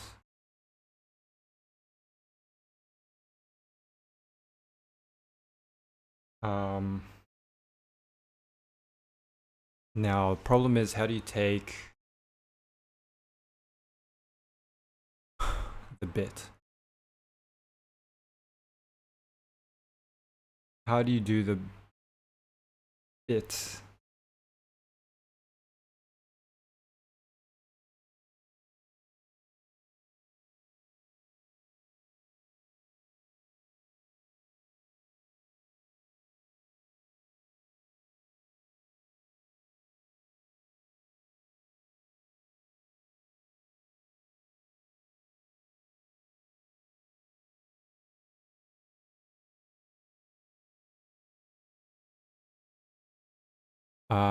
If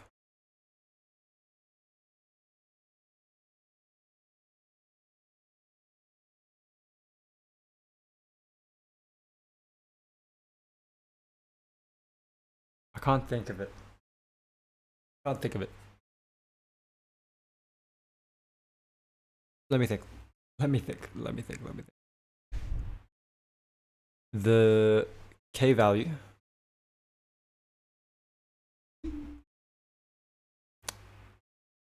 is the number that we care about.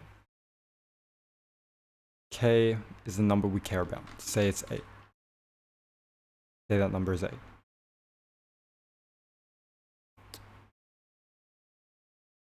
The binary representation of this is 0, 1, 1, 1. 0, 1, 1, 0.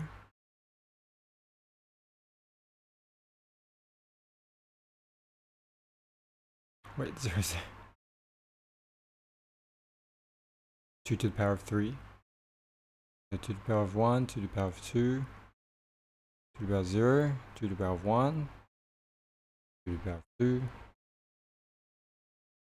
power of 3.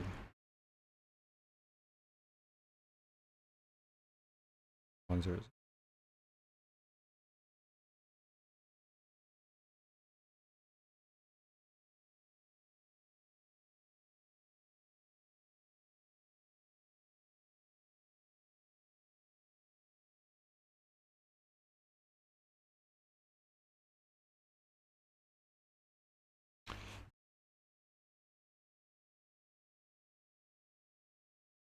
Two to the power of 3.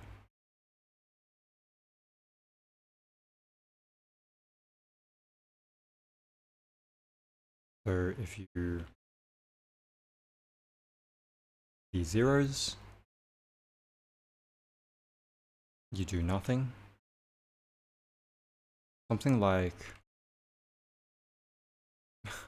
while the bit is still bitting. I don't know how I express that.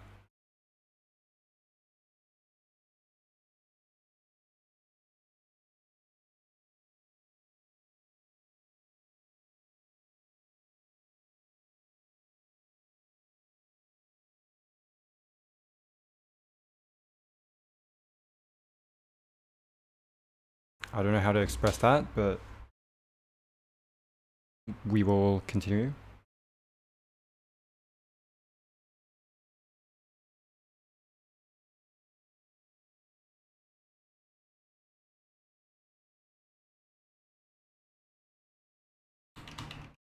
If I equals 0,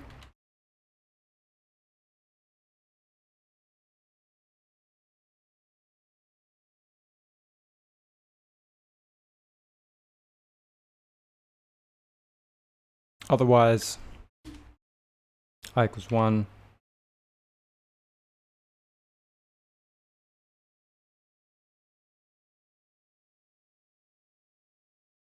like an iterator.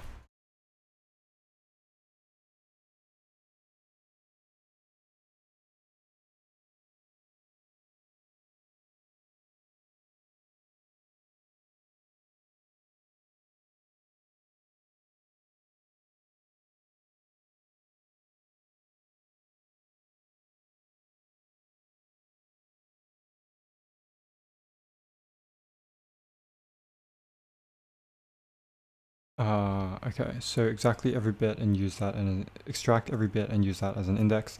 The simple way is to use x and minus x. This gives you the least significant one. Okay, let me have a look at that in practice. So x, so if x is equal to 19, Alright, we're saying 1001 should be the answer. So in of x 1001 1, and then we do x and the and symbol. Where is my and symbol?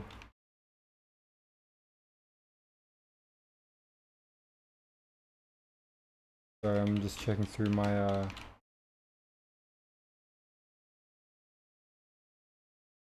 fuck it. And minus x.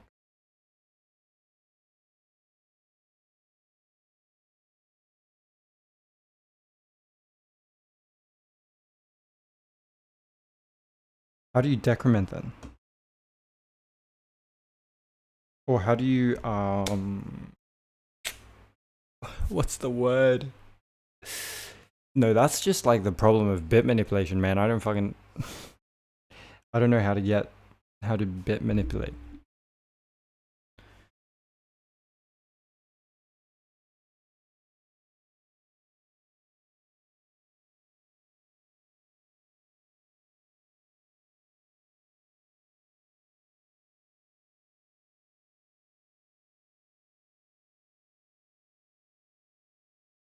Removing a single bit is just subtracting that number. You are right.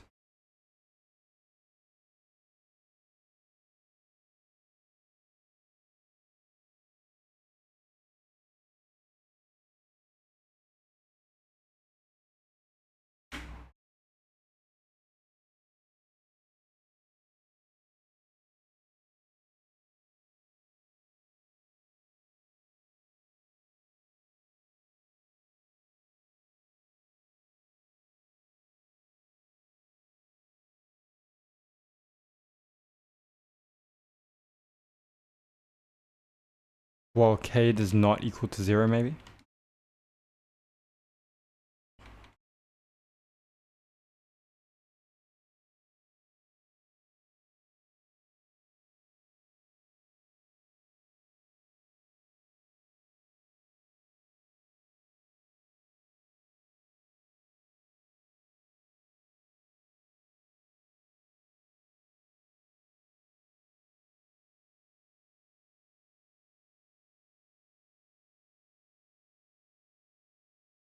I see.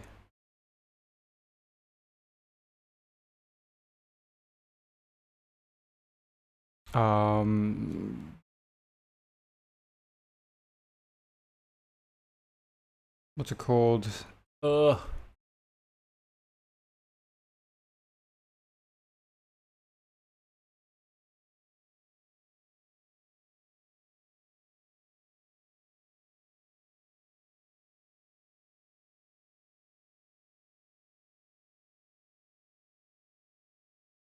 Okay, the and symbol is down under. Okay. Sorry, that's actually... There we go. Ooh. Minus x.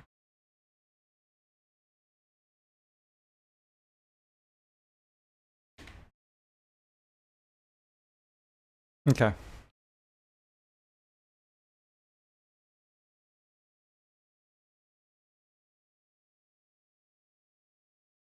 I see.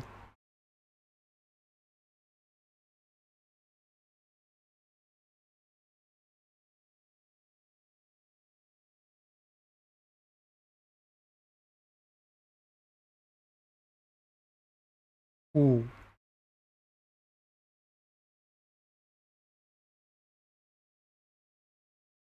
Wait.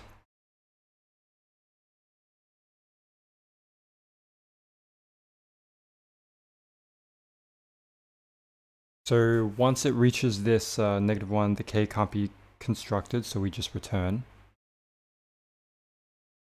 Right, we do just return. So what do we return? -1.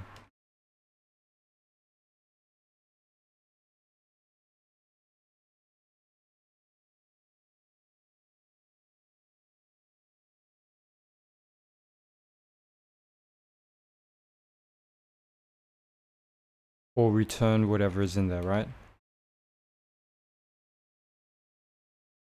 Yeah, what are we returning in this?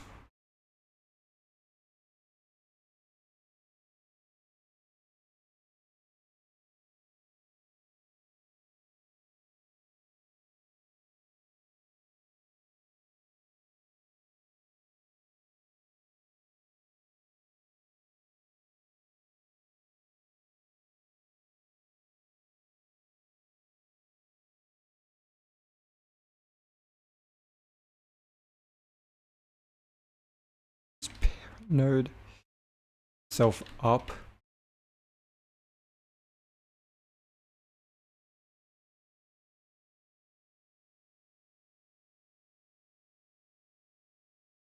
Val.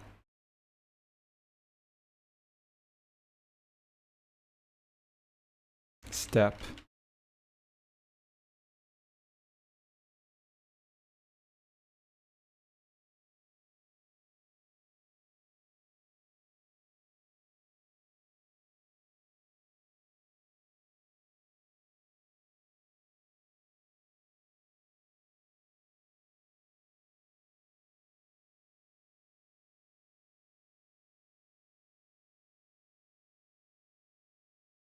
Meh.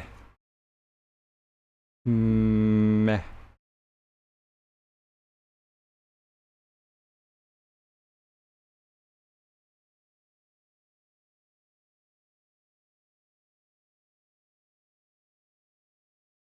Node up node. Least significant 1 bit. What do you mean by that? I mean, I kind of did that, perhaps.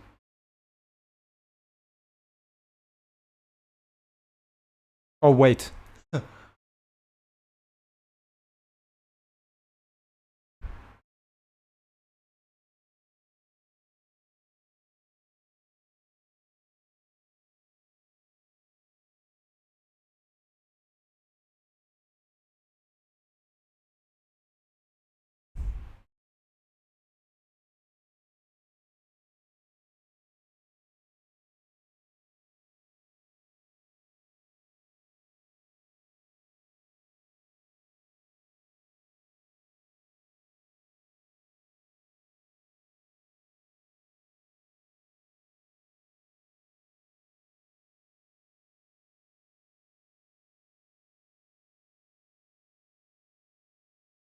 Yeah.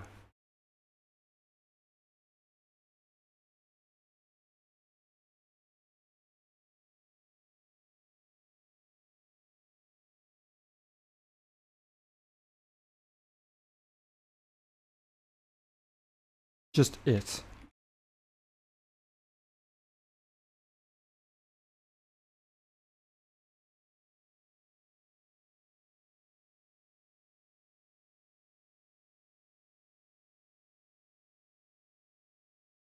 Let me try running this again.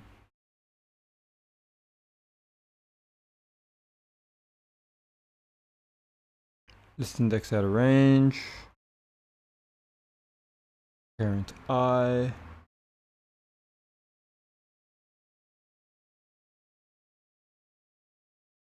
I in range. Parent 0.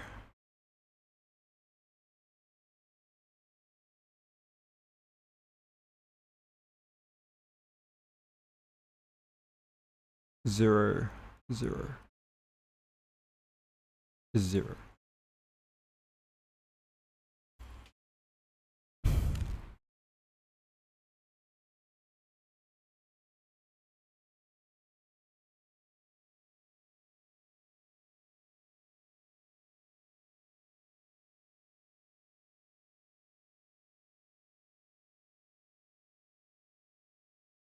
5, 6, 7. 1, 2, 3, 4, 5, 6, 7. 0, 1, 2, 3, 4, 5.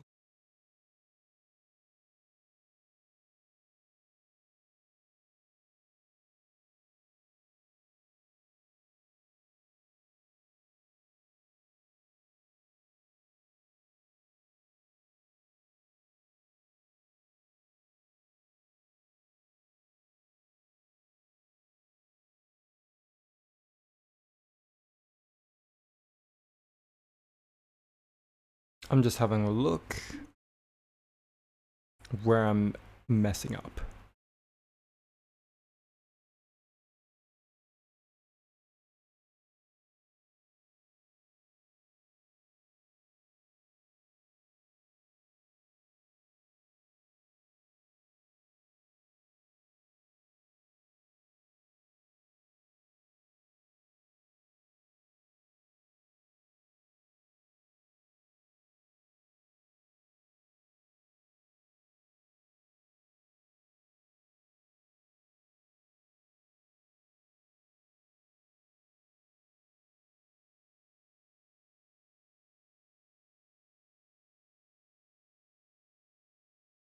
Print log debugging.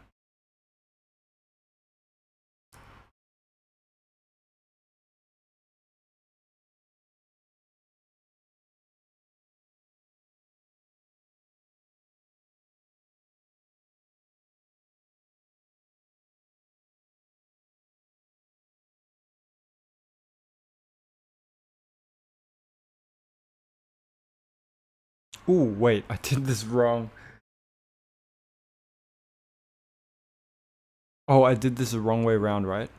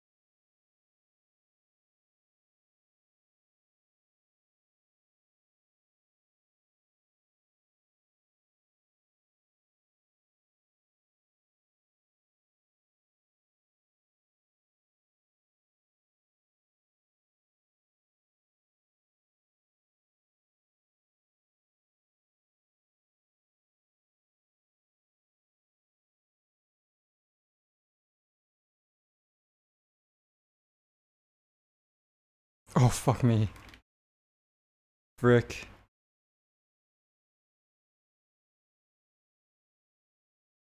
I used X instead of... Okay.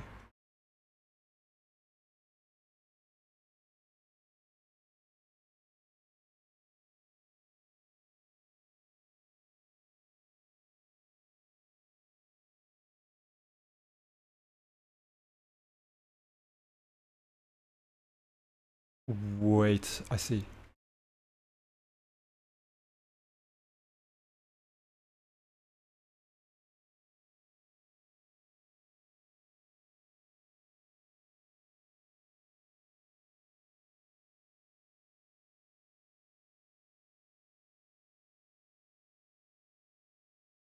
Okay.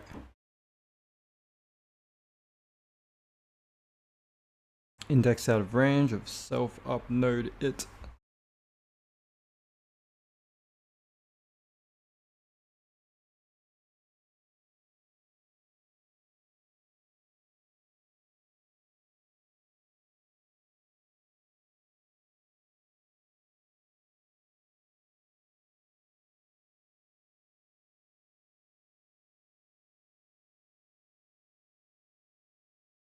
Node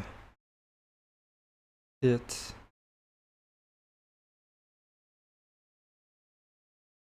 Node it.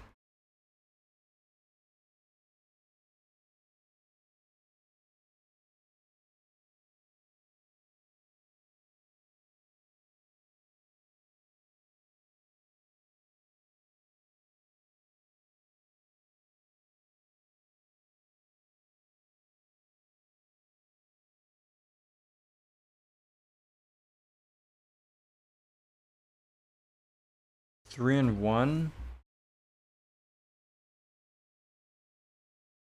should return one.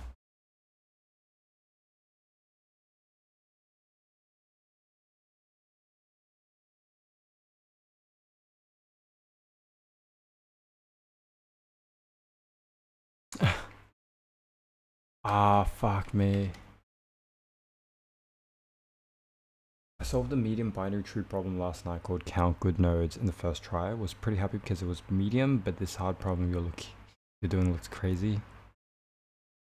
Yeah, I think it's also one of the hardest ones that I've done in a while.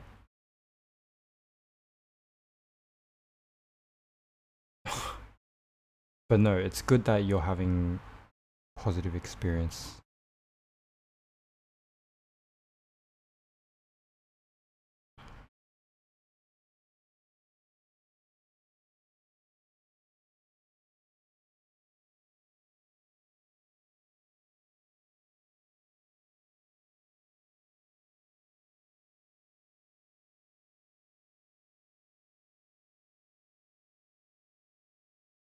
I'm missing something here, right? Turn -1, because there is no such ancestor.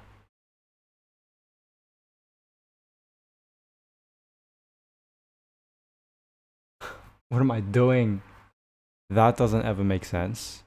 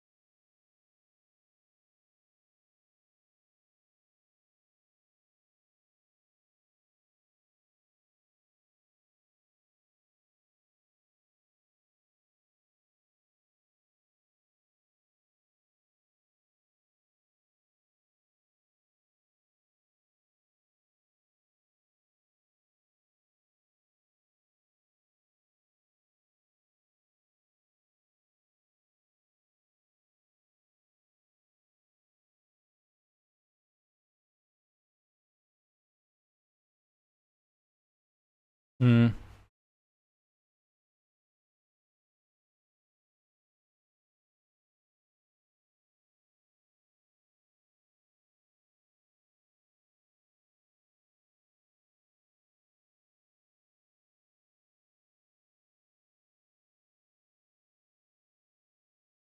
One.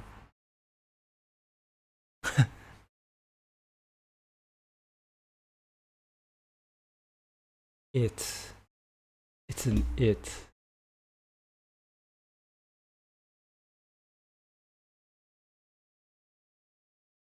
We encoded it with it as well.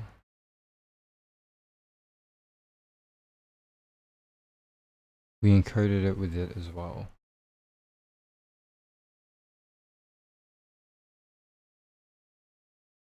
And we're going from the smallest number to the largest number. Math power to it.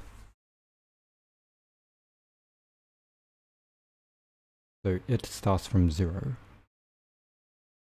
1,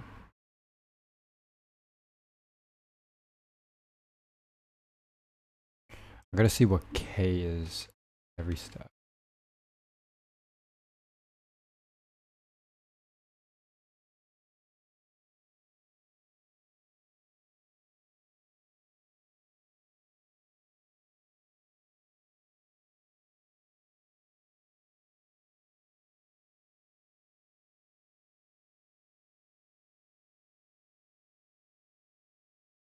K is 0.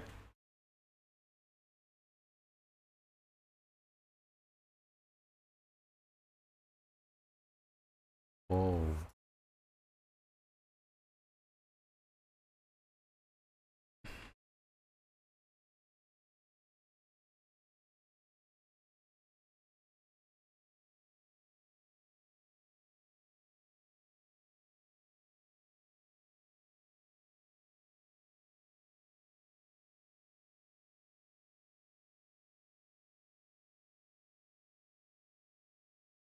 K 0.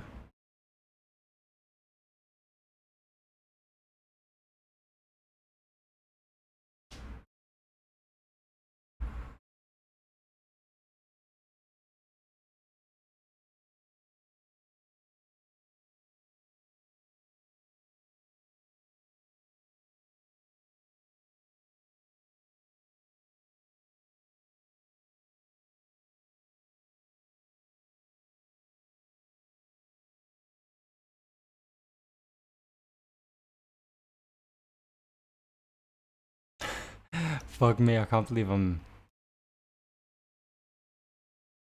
so cooked at this.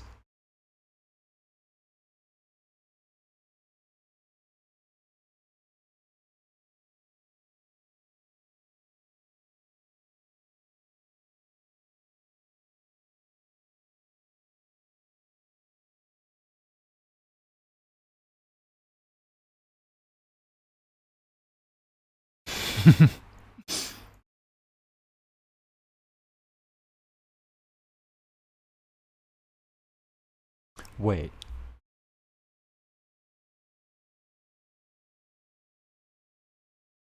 Start search. 301. So 3 goes to 1. Before it was 1.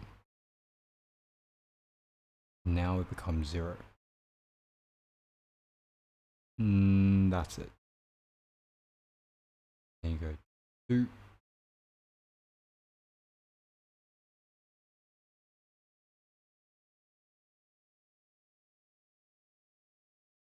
Start search, you go. This.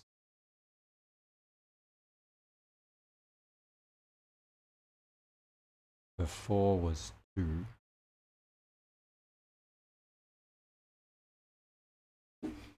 After was 1.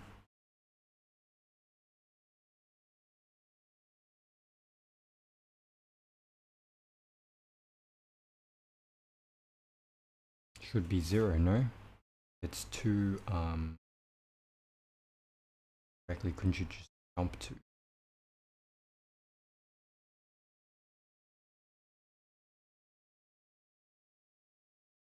Four is 2. After is 1.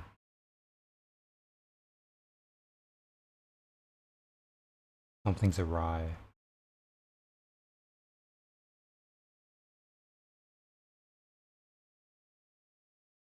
So it starts from 3.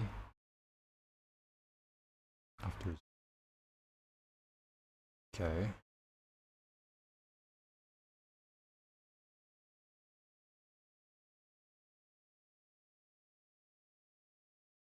Something's awry with the K's maybe.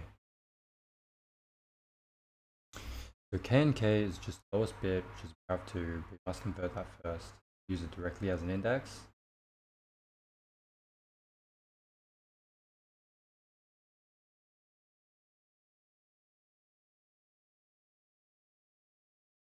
Example, K is this is 4.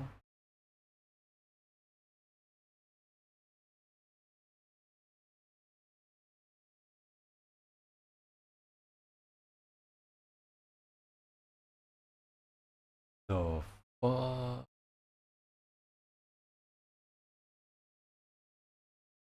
okay, thanks. But also, what? Wait, let me see. K36. K and minus K is 4. I didn't think of it the right way. I thought it removes the value. Okay, but if you did this with log,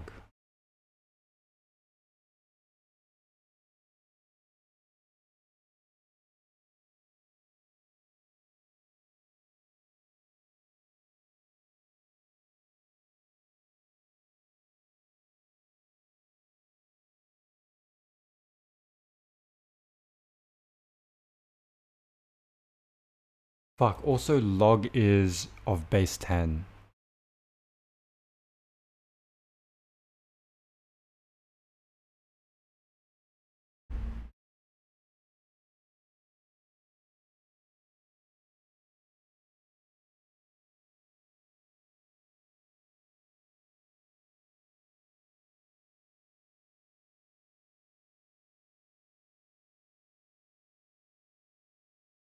Oh, log 2.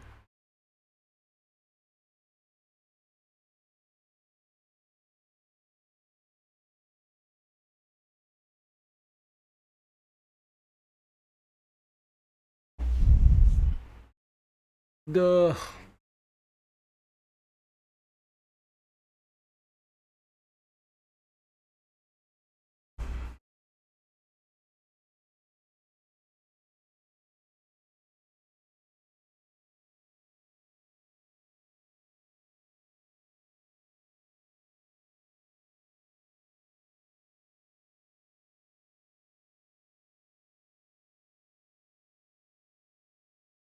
Log n base 2, always base 2. I hope you mean like always use base 2.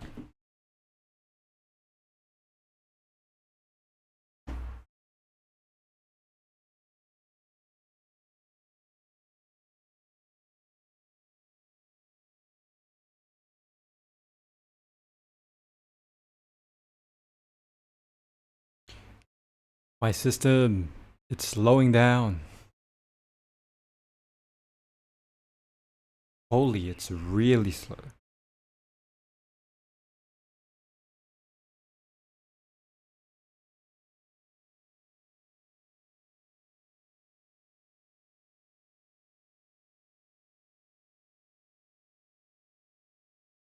Hold on.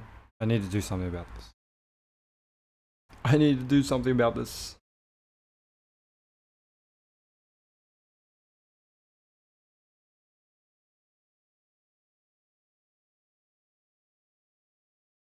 I just don't know the techniques to do each of these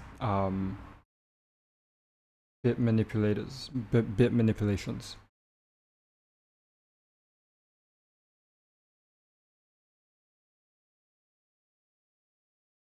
Okay.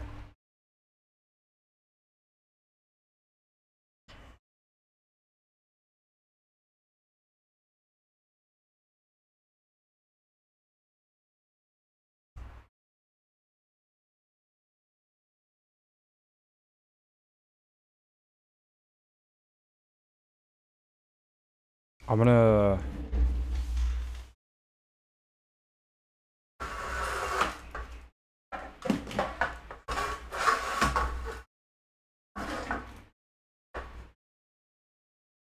bring my fan next to me now.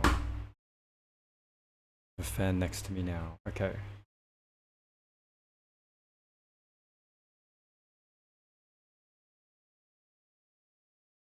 Holy shit.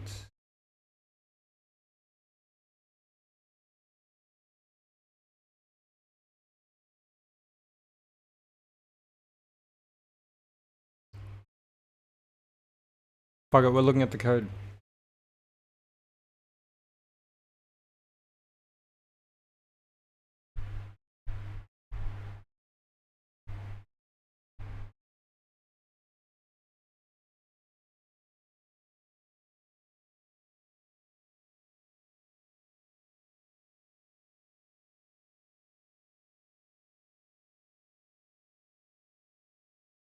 Mr. B, lol, this is hard, yes. The hardest thing for me right now is that I don't have any sort of understanding with the bit manipulation. The bit manipulation. How to do bit manipulation well, properly, or the right way. One step. If k is greater than this. Whoa. Step is equal to self step. K is greater than 0. Is less is greater than -1.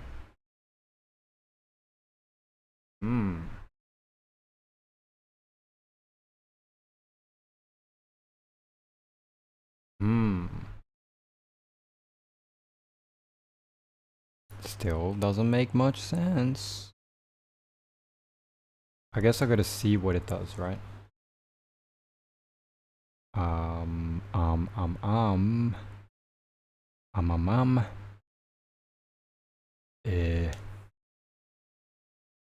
Okay, let me see what this does. So what is step? Step is 15. Alright, step. Wait. Self-step. Why the fuck is that defined? Okay, it is. It is defined. It's just, okay, say step is 15. Well, k is greater than 0, and x is greater than -1. I see. Right, your node is greater than -1.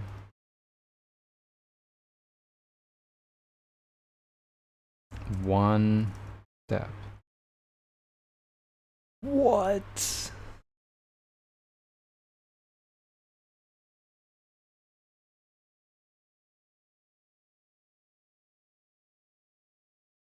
K is greater than equal to one step. False.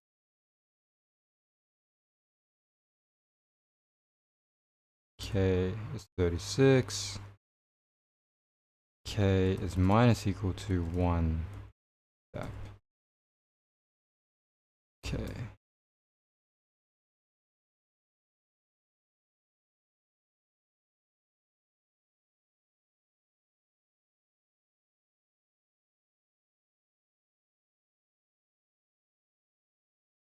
K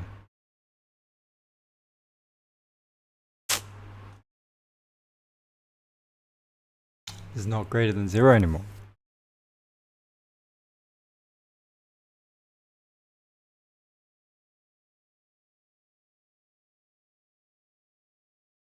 Ooh. Step 15 because you set it to 15.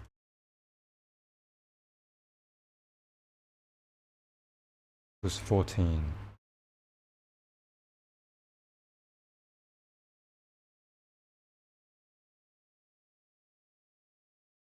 One step.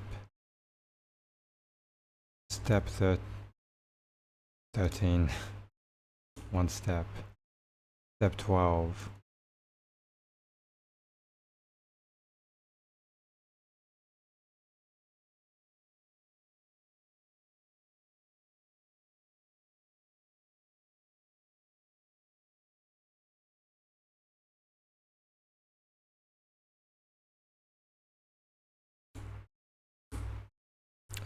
Four,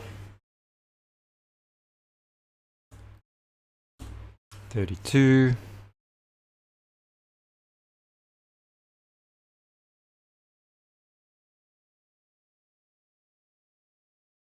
K is greater than or equal to 32.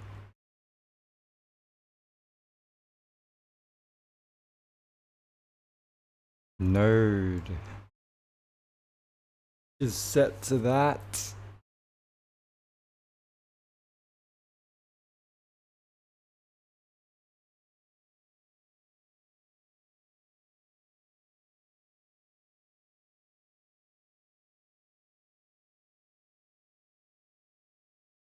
K minus equal to 1.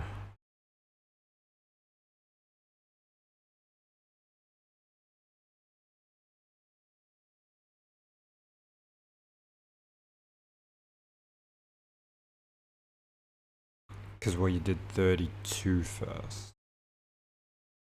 Now you want 4. But this is not true. So you step down.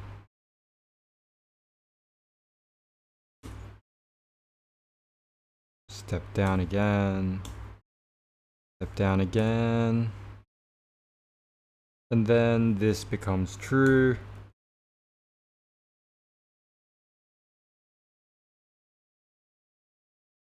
We decrement.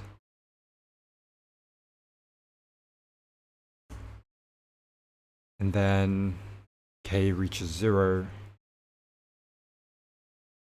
That's false. Damn. I can understand that, but you're setting a step to 15.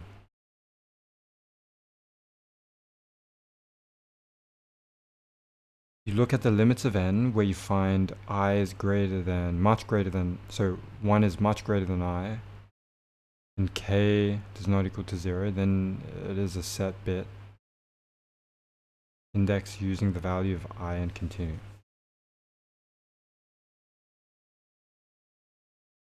Yeah. So yeah, thank you, guy. You can trust. This is basically what's happening here, right? So yeah, I appreciate that. Consolidating that knowledge. Consolidating that knowledge.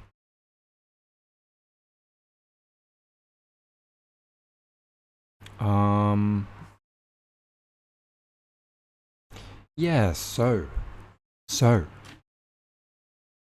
one one thing I want to ask is, what does one step or one, what does a bit shift do to say 15?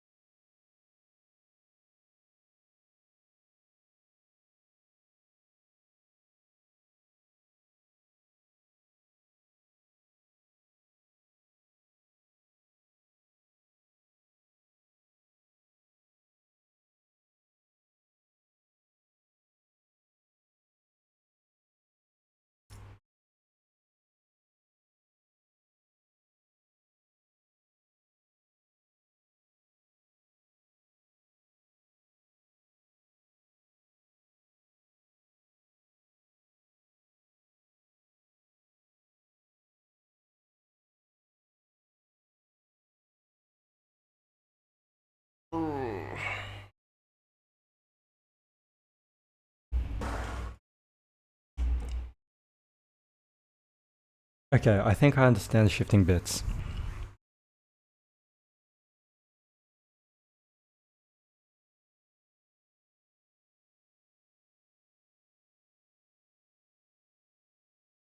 You still work with the full number in the example that they provided.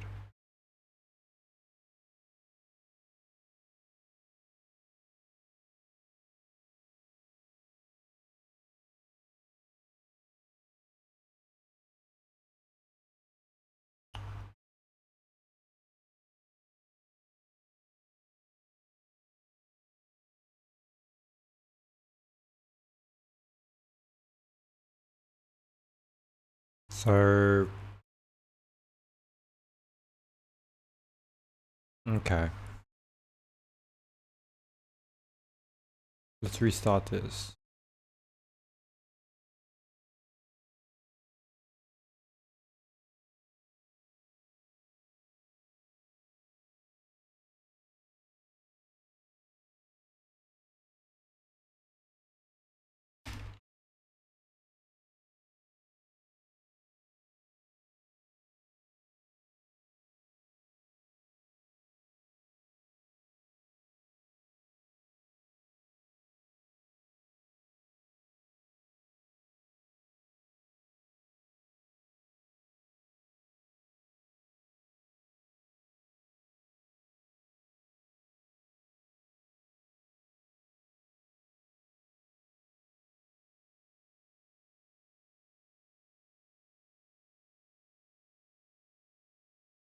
Now we say, well, k is greater than 0 and x is, so node is not equal to -1.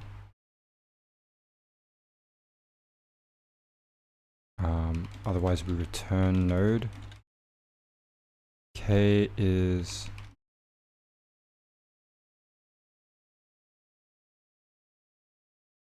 greater than equal to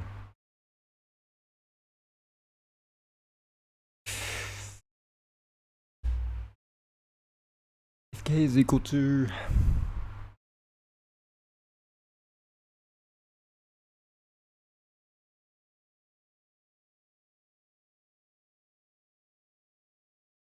one step,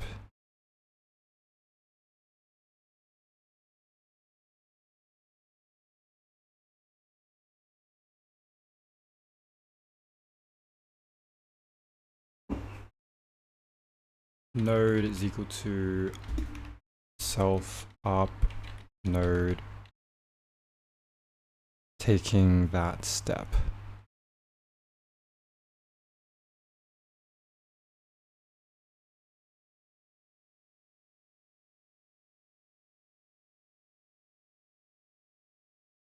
Wait.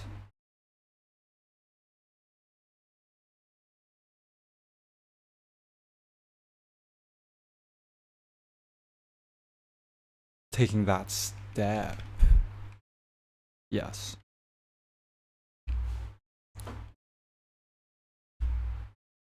That does make it much simpler to look at. And then k is minus equal to one step. Else step minus 1.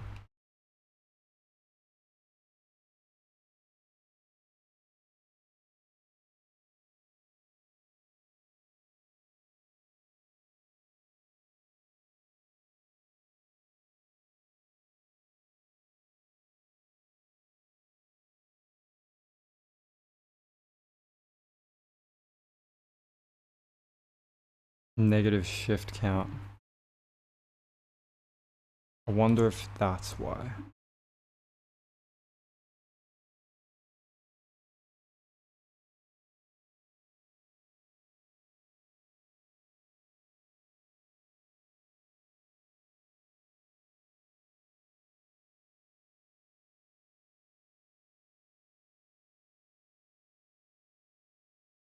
Ooh.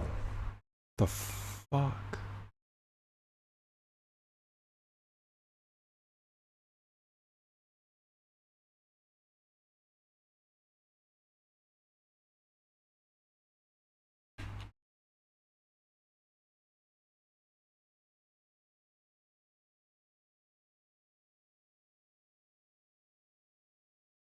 I wonder if that makes a difference. If it doesn't, then we have to be from the pre-processing.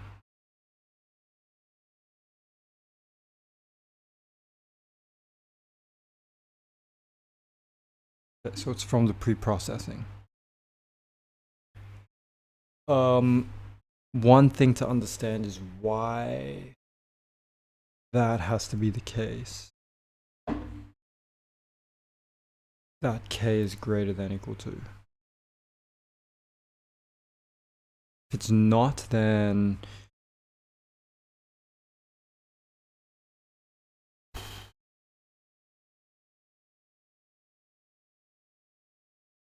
so is it greater than? Yeah. It's less than the. Yep. So it has to be greater than equal to.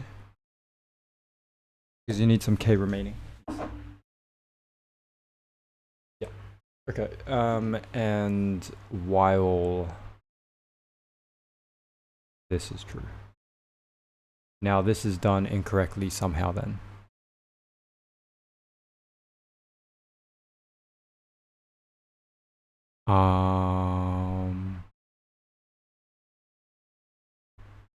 Maybe the initializations.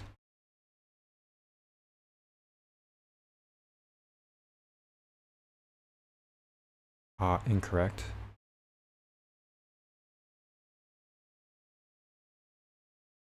Zero. The output was -1 when it should have said 0.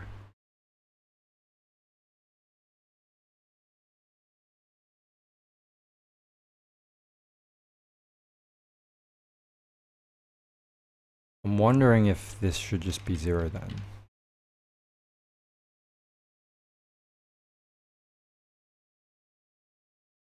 I'm just gonna...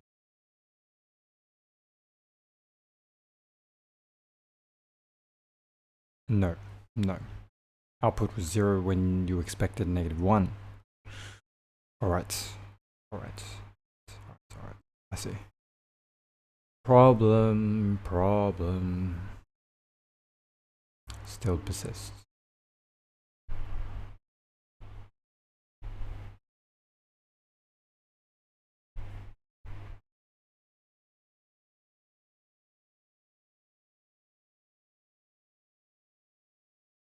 Is that right?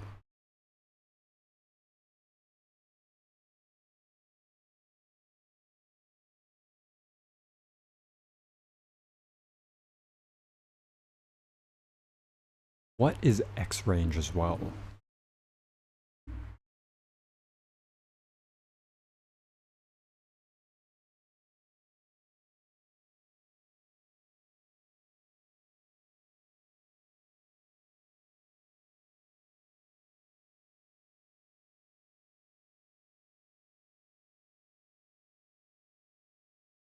Yo, honestly, this is a point in time where I could ask ChatGPT. Mainly just because be quick to identify what's wrong here.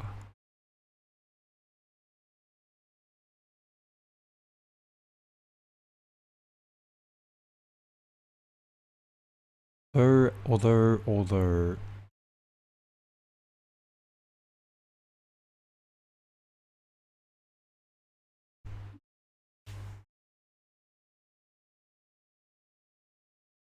sorry, up. Self up.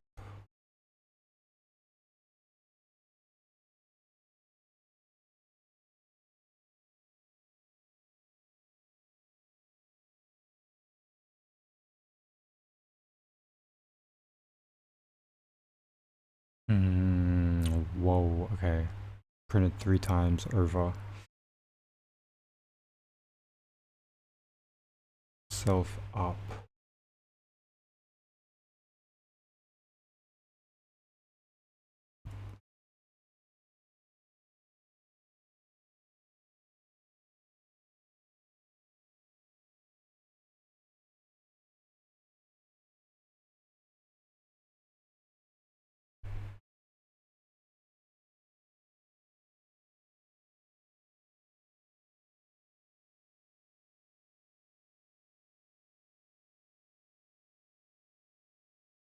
Null. So -1, 2, 3, 0. And -1, -1, -1, -1. Y 0 goes to -1. 3 means it's 0.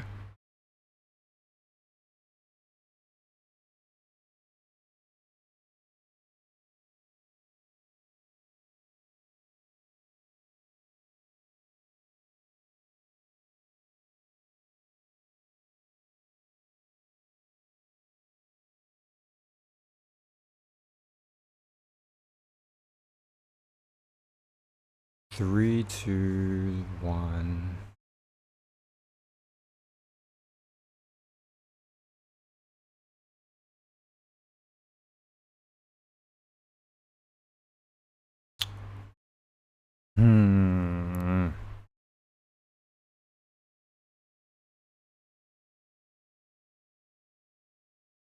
So in this example,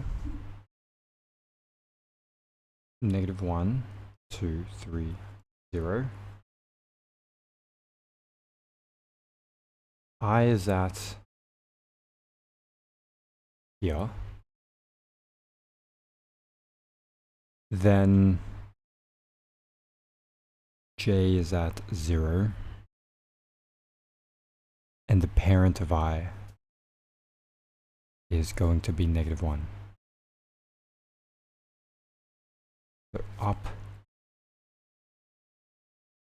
of 0, 0,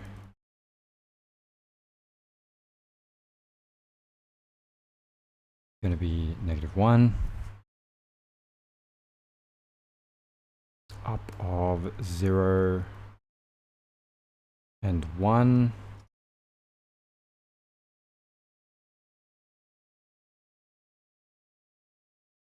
is going to be up of 0 and 0, which is -1. So up of -1.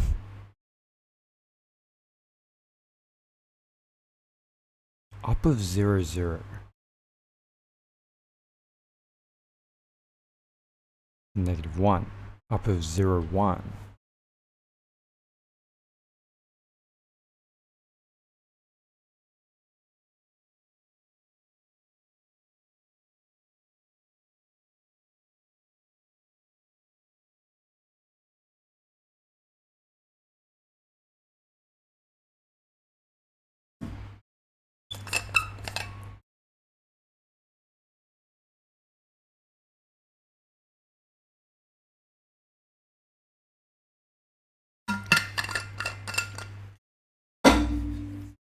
Up of 0, 1.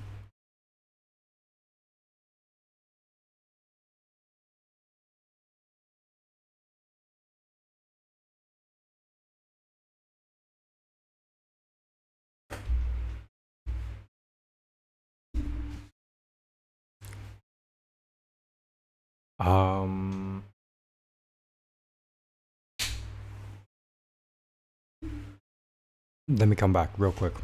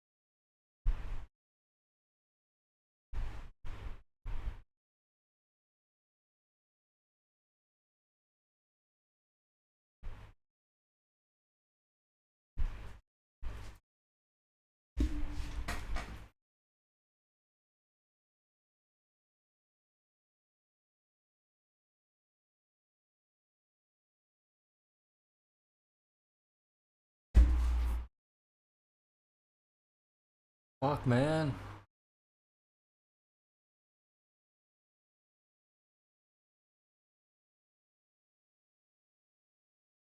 2 steps.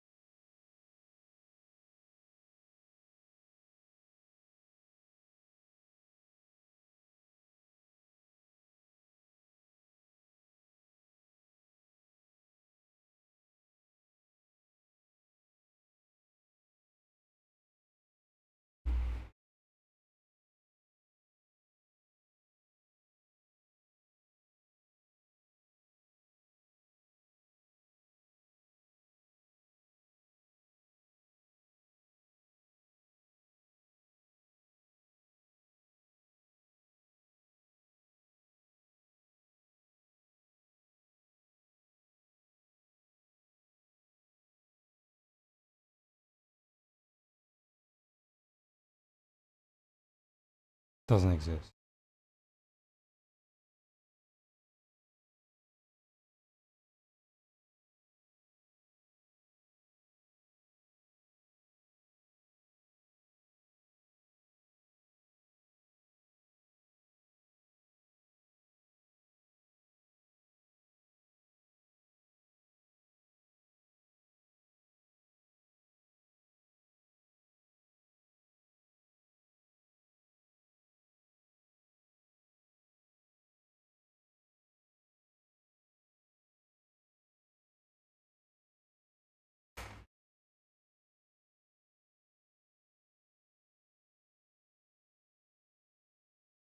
One zero.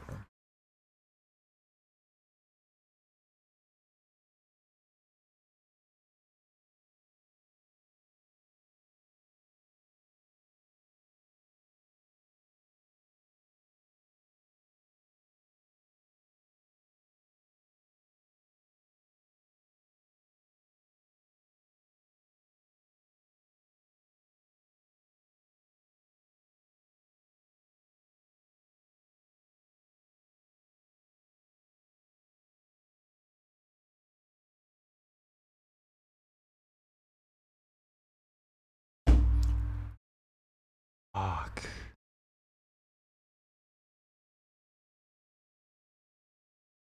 I think I understand, right? We're all initialized here, so I can't use the method that I was thinking for this problem. Because what is this graph? It's 2, 0. So the third value points to 0. The second value points to 3. What is this? Looking at this from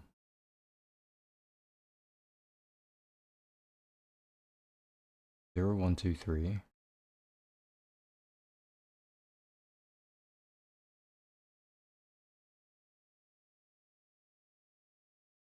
From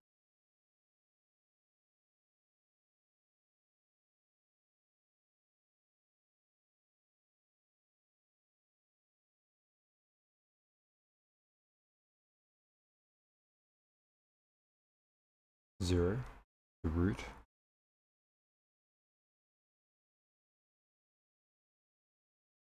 One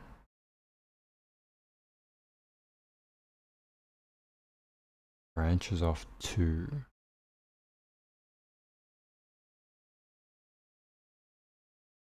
Parent of 1 is 2.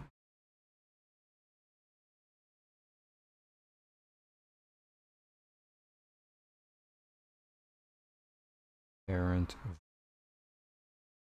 is 2.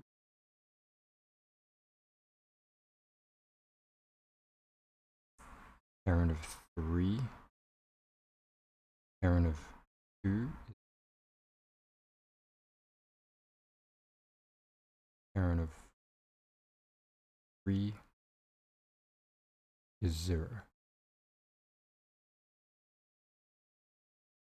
Yes. Yes, and that can't be done. You can't do that. So you can't use the method here that I used.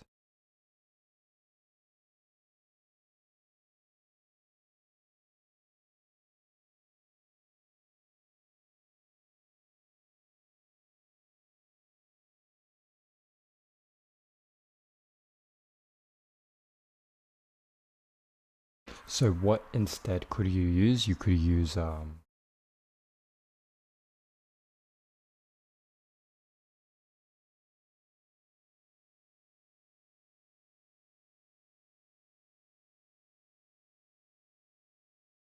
you jump up from the root. No.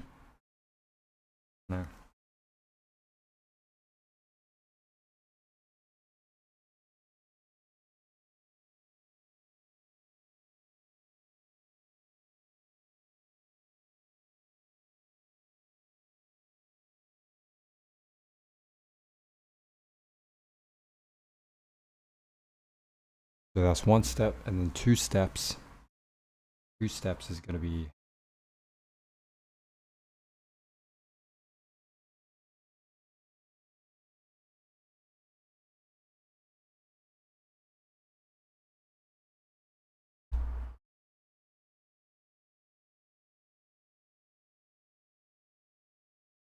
technically this parent of the parent.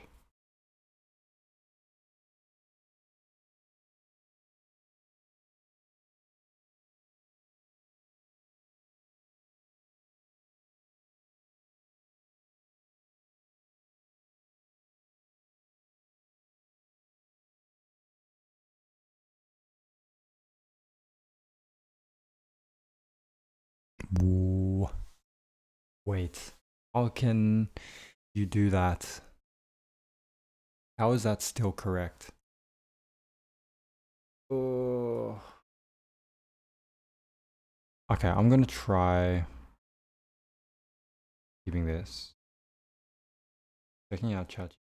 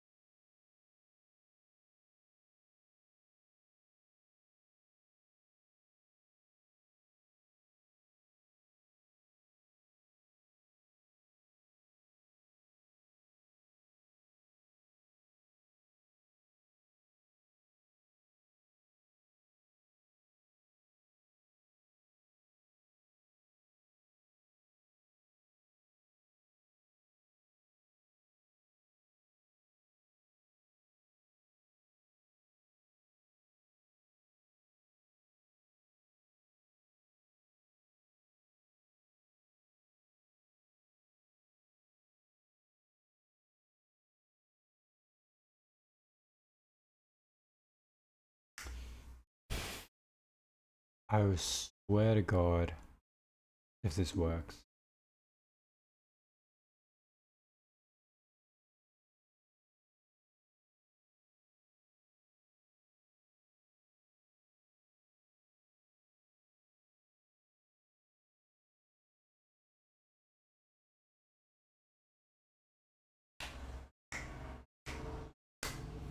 Now why?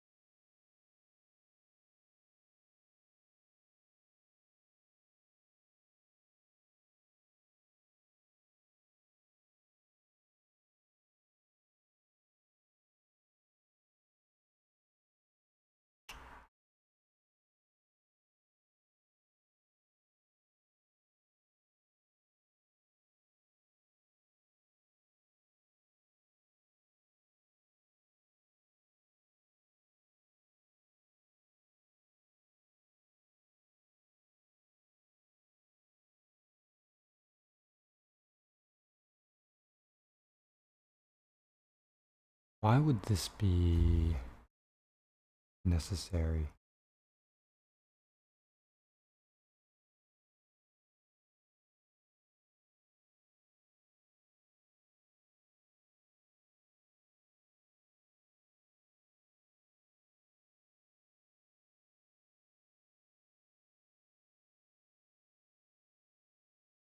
Why would this be necessary?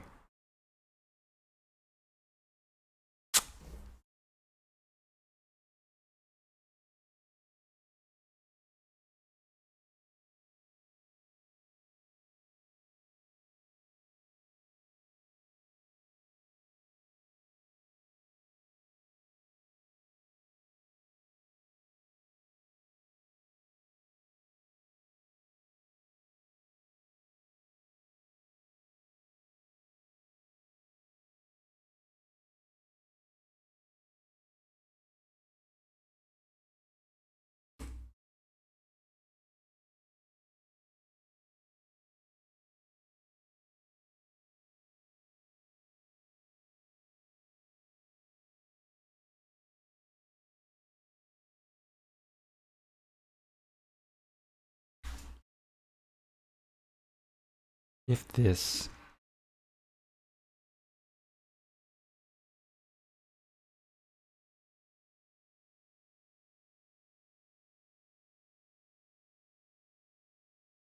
submit,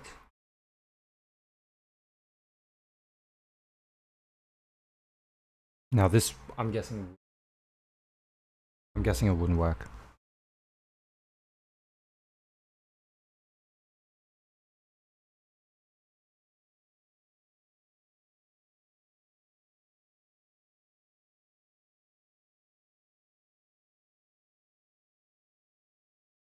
Oh, maybe this is really necessary.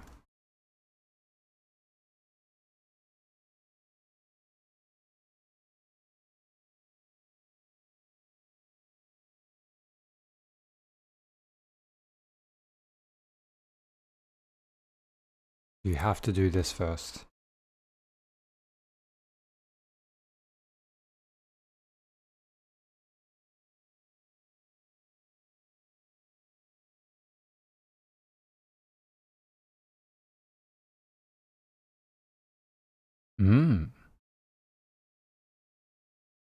I'm even wondering to remove that, maybe.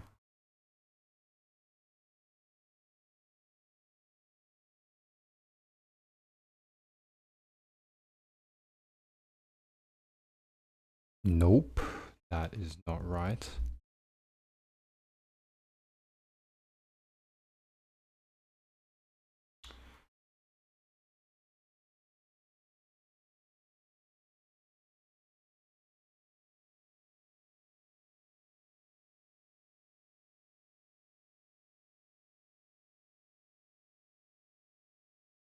Huh.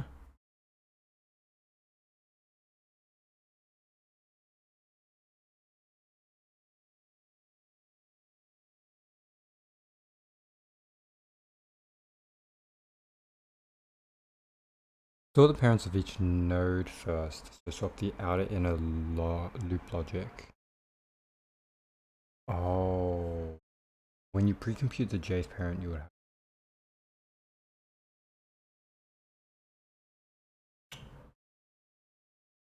Really? Wait, is that really just what's necessary?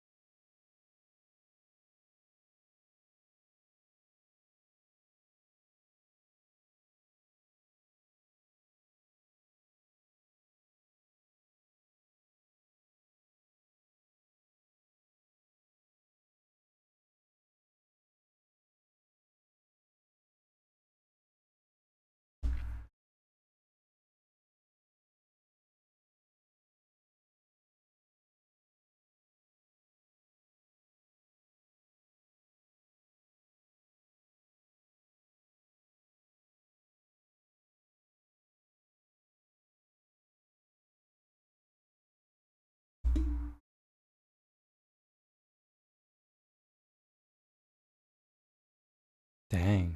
No, these optimizations, sorry, these corrections are right.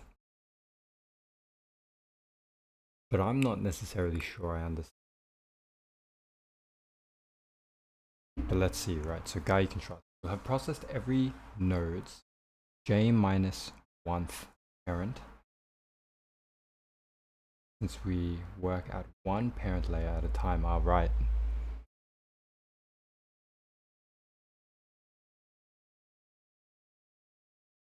Right. Instead of running through every parent layer for just one node. Yeah.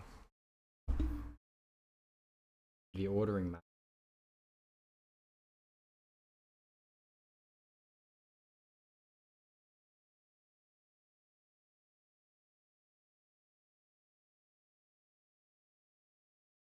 Okay.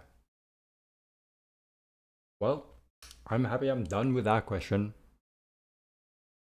There are considerations of like the ordering of for loops, the consideration of doing a for loop even before the two for loops so that you can initialize shit. But these considerations comes down to just doing more practice of stuff like this.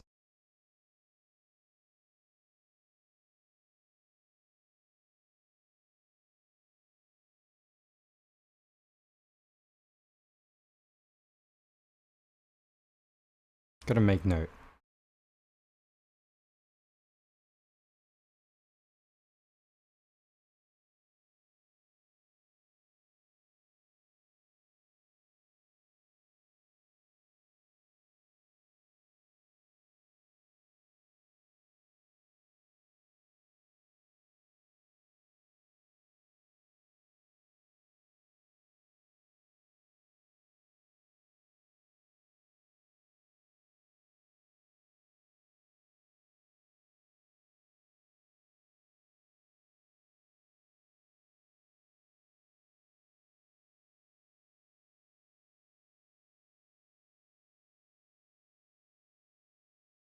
One, 4, 8, 3.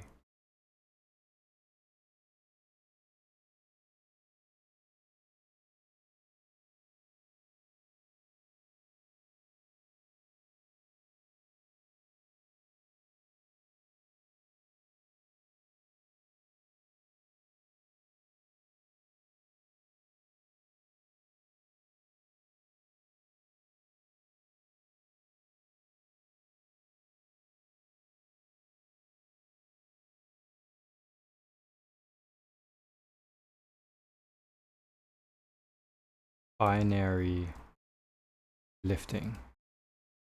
I will say this was a good rabbit hole to go down because we're still learning a lot about bit manipulation. Whoa, okay, wait, hold on. Something went wrong there.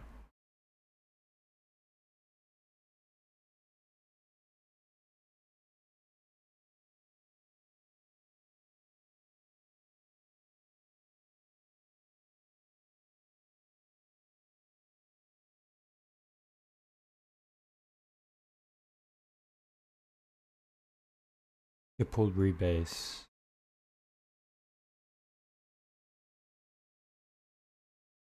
Oh, wait.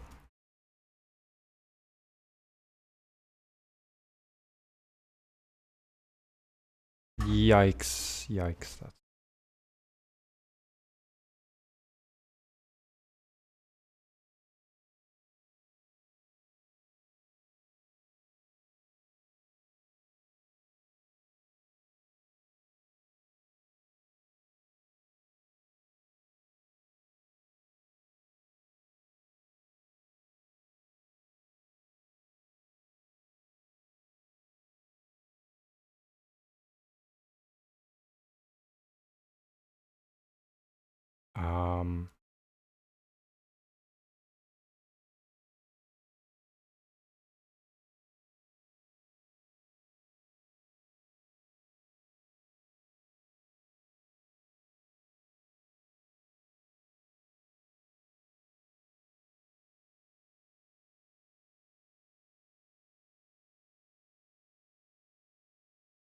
okay.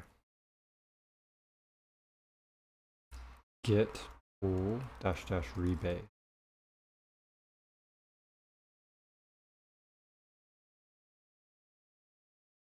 Hmm?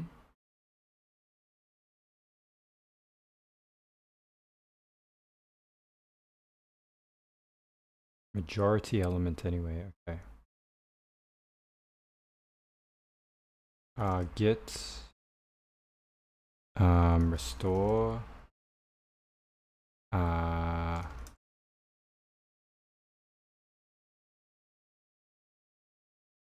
right, so because it's not in Git, not being tracked by Git, you should just delete this file.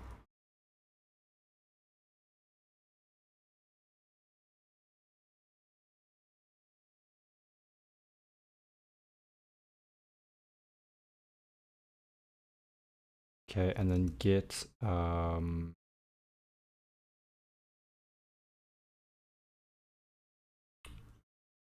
git pull, rebase, git status, git push, git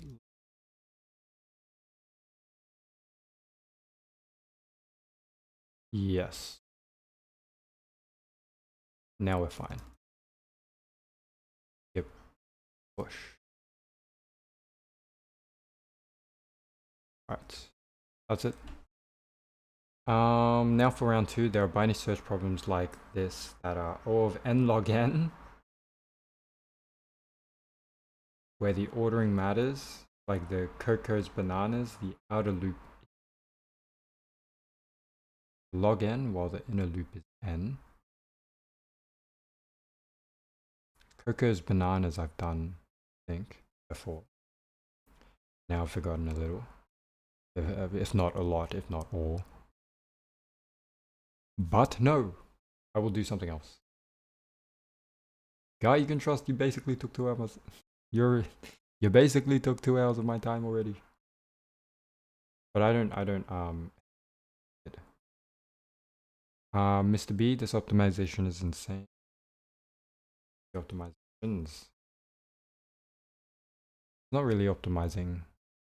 Actually making the code run right.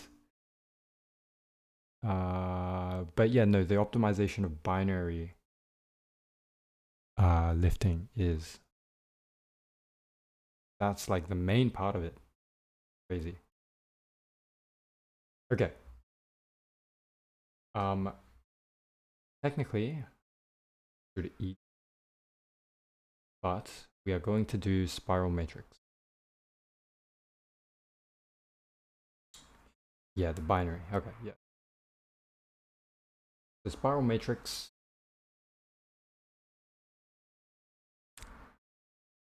How do we do this?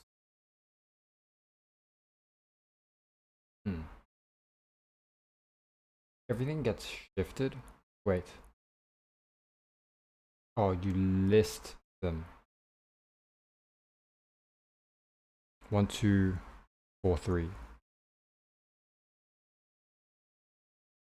1, 2, 3, 4. Top and bottom, left and right. As you go, top left, bottom right.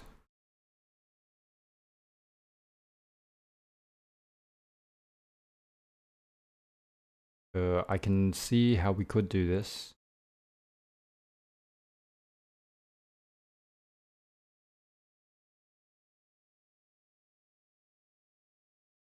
With top left and bottom right pointers. But is that all? I'm going to say right. That is the right way. Except, can I see...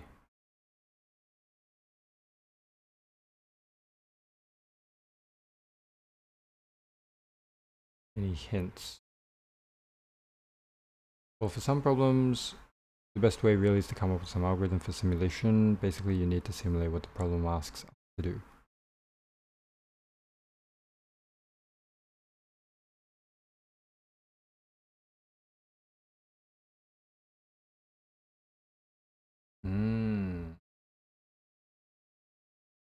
Once you reach a corner, you move down. Once you reach another corner, you move across. Another corner, you move up. Once you reach another corner, you move right. Maybe.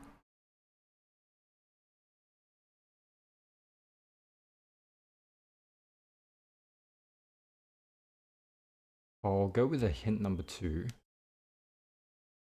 Just cause, fuck it. Go boundary by boundary, and this is the iteration. First row, last column, last row, first column. Then we move inwards by 1 and all. That is all the simulation that we need. why does the kind of impatient? Think about when you want to switch the progress on one of the indexes. The progress on I out of ij, you'll shift it in the same column. Similarly, by changing the value of j, you'll be shifting in the same row. Also keep track of the end of the boundary so that you can move inwards. And then keep repeating. It's always best to simulate edge cases like a single column or a single row to see if anything breaks or not.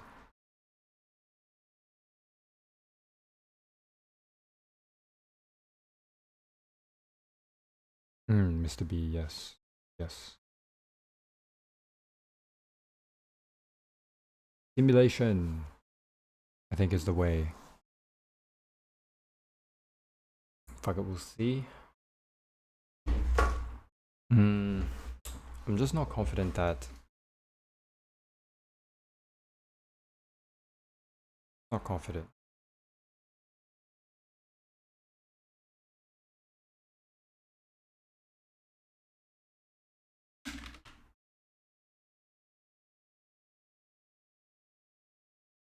And this is not necessarily yes.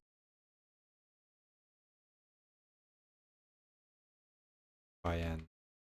It's gonna be...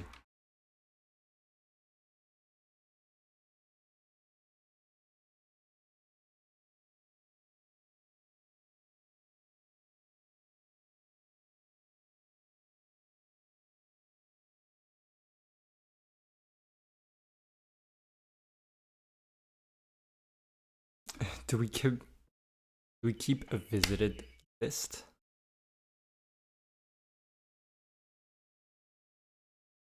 Visited corner? A visited list? The visited corner. I'll make a visited list.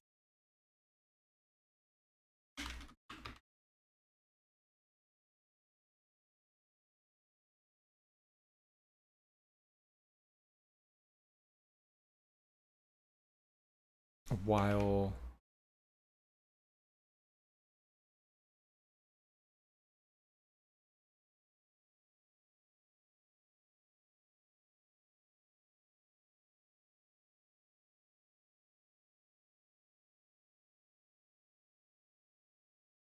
okay, we'll just say while true for now.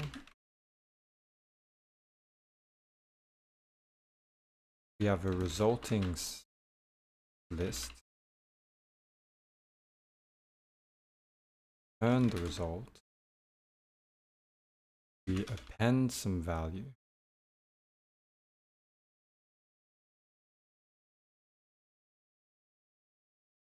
Being the matrix of I and j.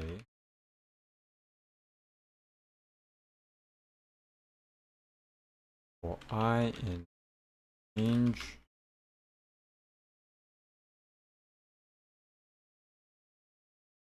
while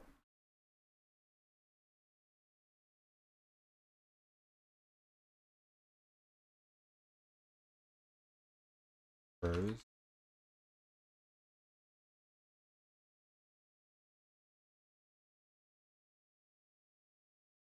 rows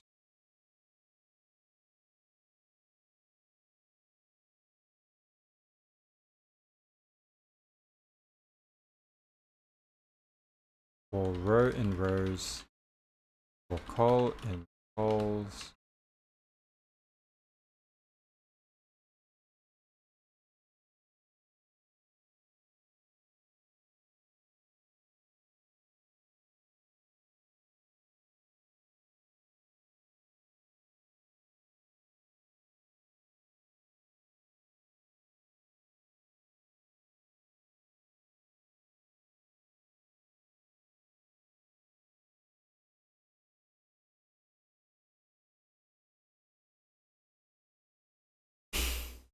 matrix recall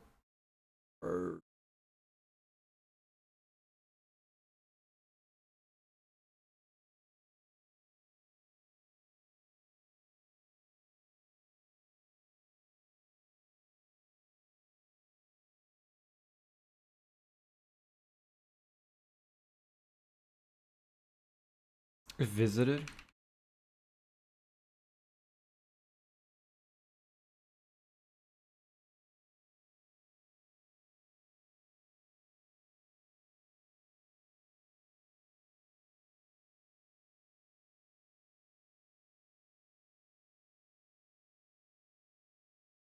Damn.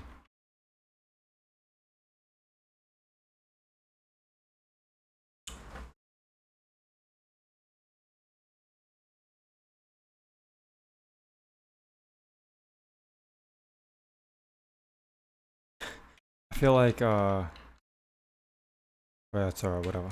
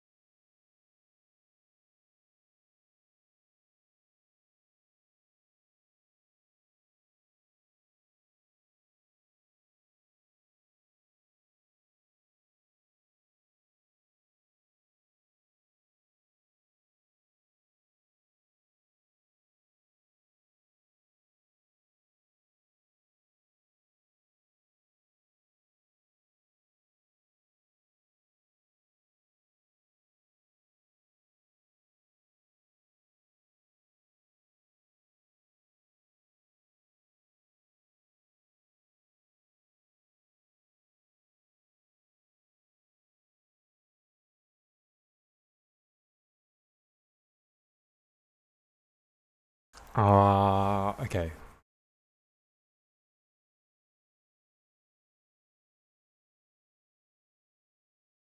X.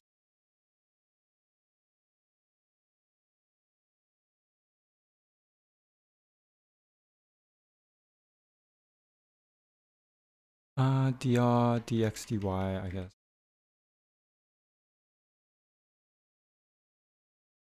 Dx, dy is equal to directions of... So if you go top left, so if you're stuck in top left, you want to go right. So to go right,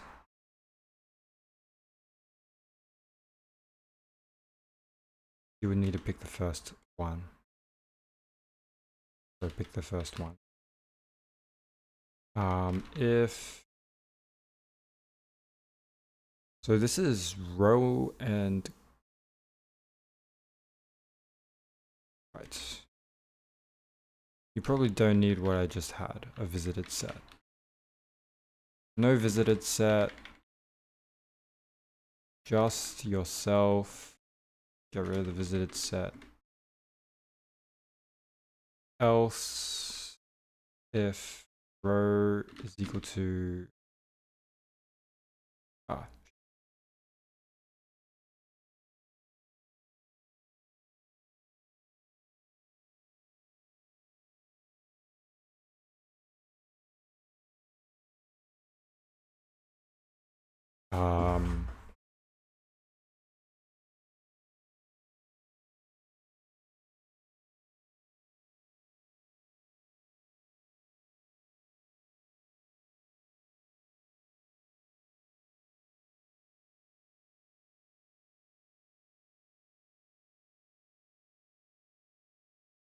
I could call it X and Y, to be honest.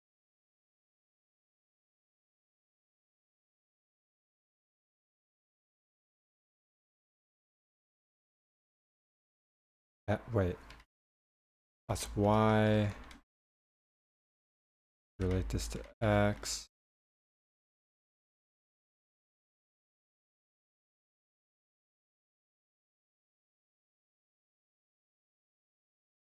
X, Y.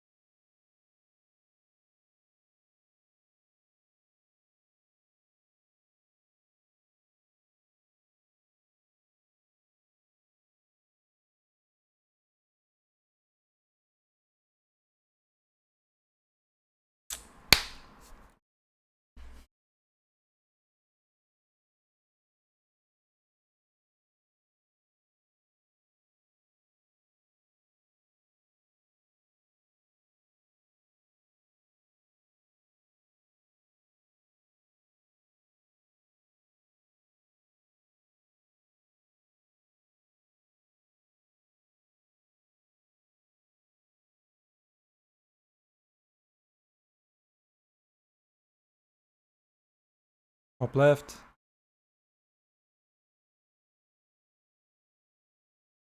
Top -1. Left. Ooh.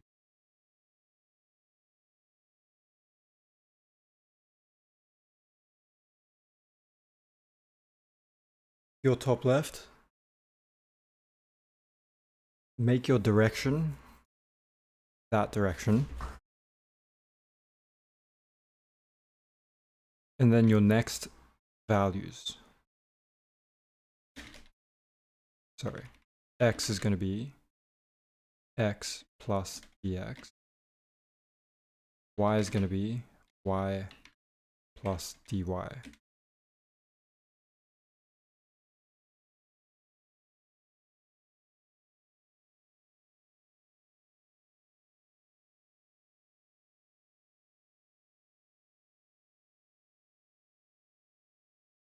Dx dy is going to change when you reach this. And then so is t going to change. So we moved it to that position. We're going to move the t to t plus 1.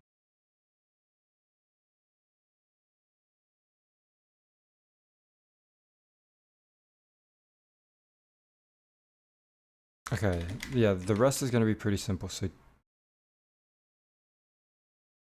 now if you're top right,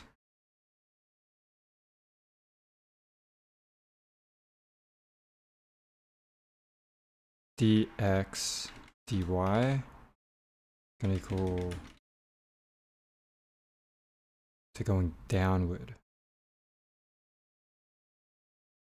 Yes.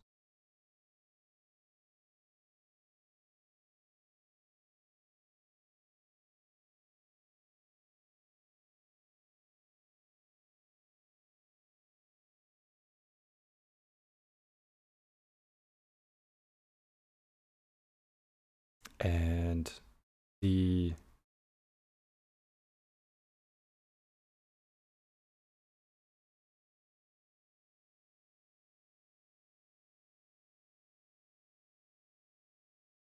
Once you reach that,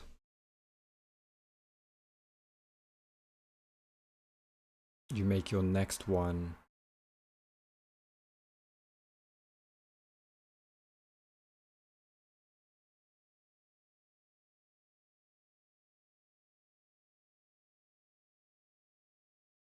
the center.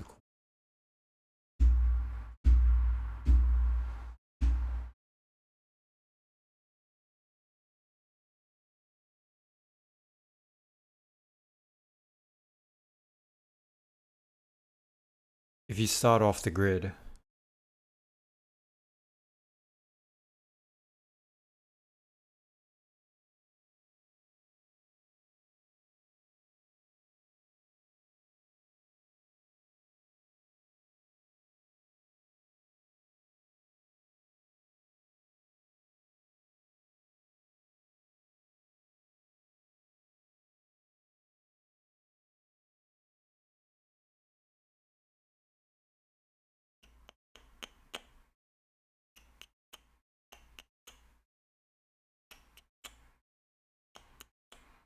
I think I'm on the right path.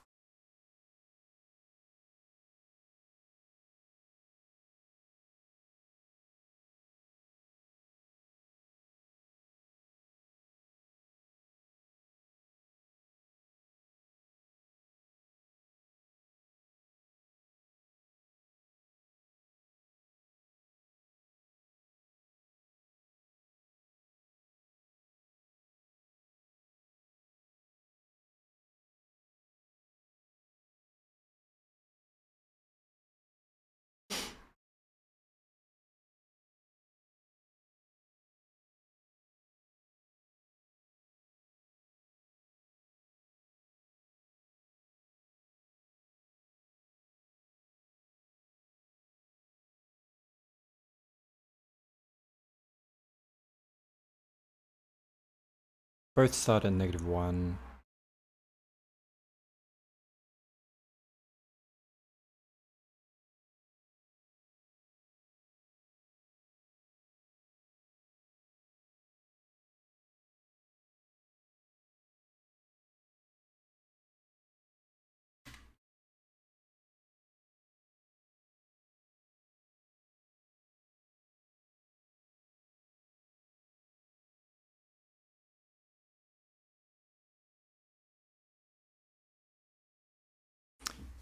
T is going to be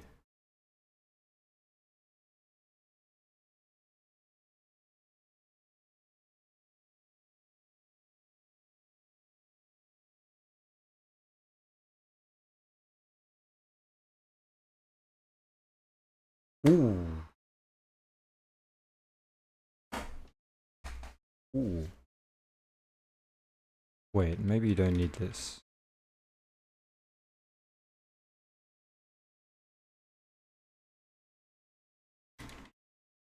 You just need this. And then right is going to be decremented by 1.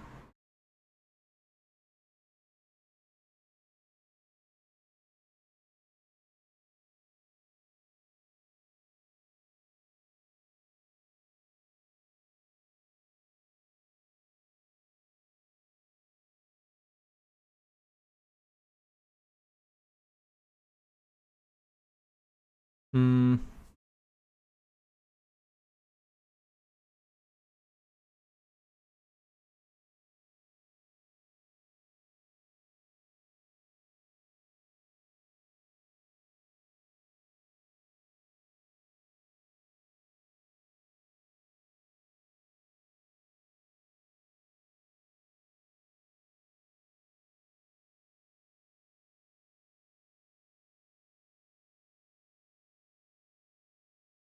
Top is out of consideration almost. FT. Yeah, that's so messy. Prev T.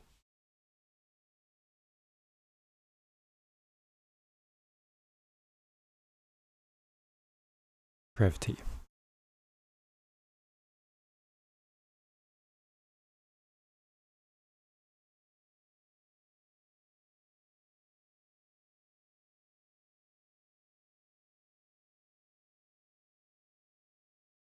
t plus 1.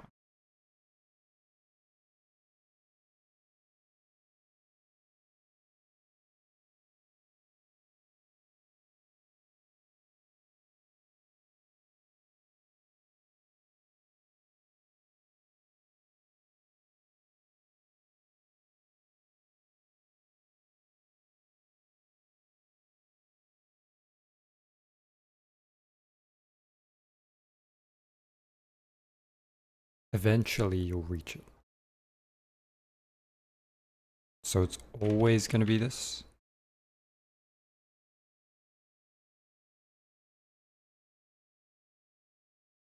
Eventually we'll reach this.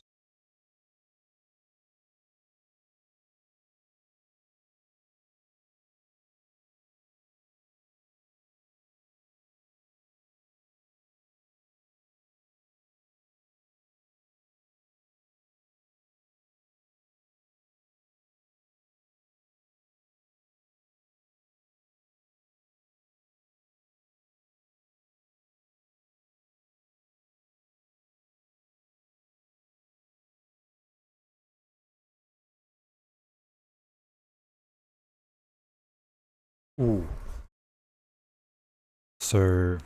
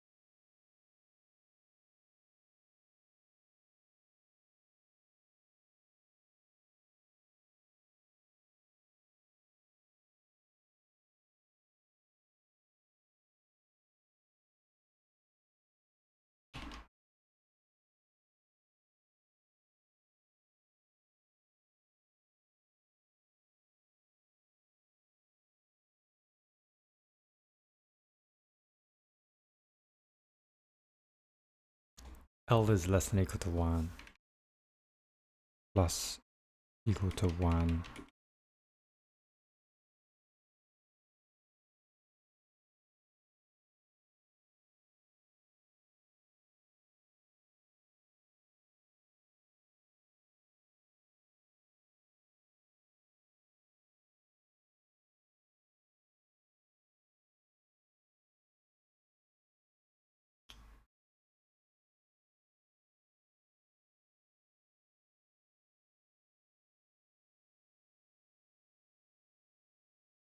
L is negative 1.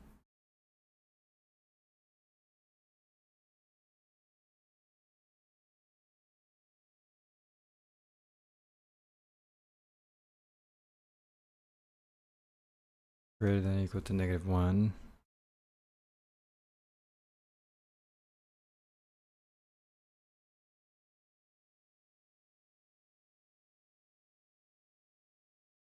Equal to this, or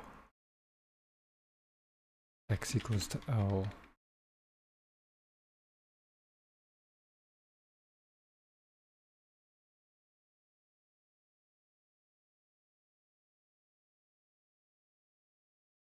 Nah, I don't know.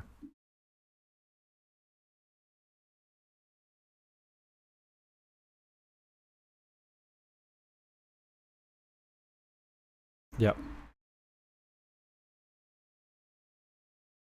X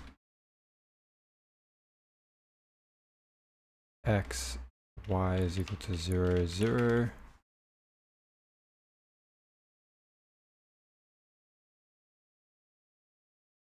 Index out of range.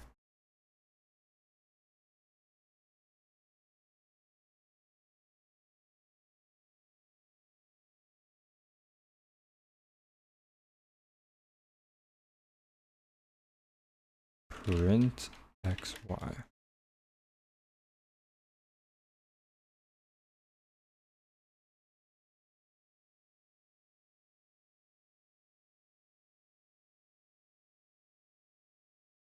Zero, 1, 2.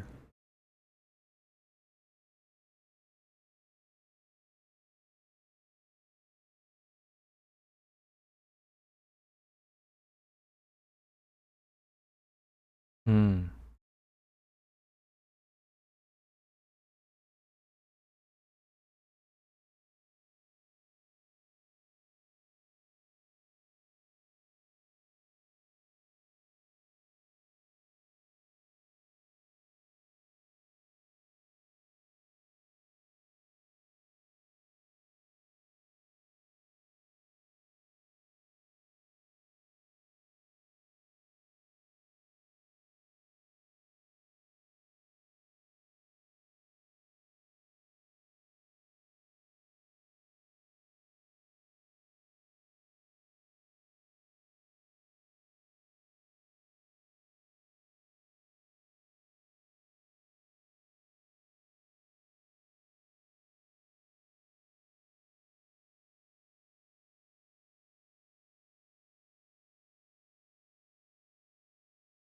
txty defaults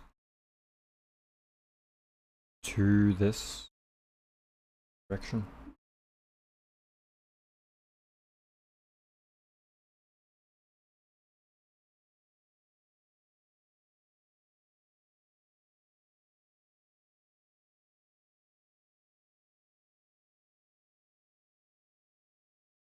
While L is less than R.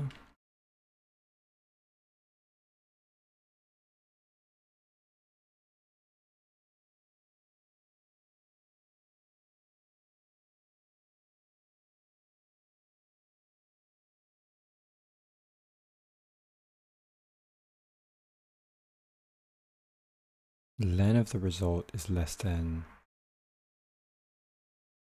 len of matrix plus len of matrix.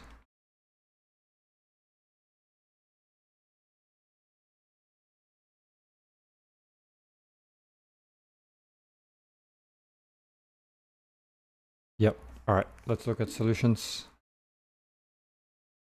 Recursion, iteration, optimal.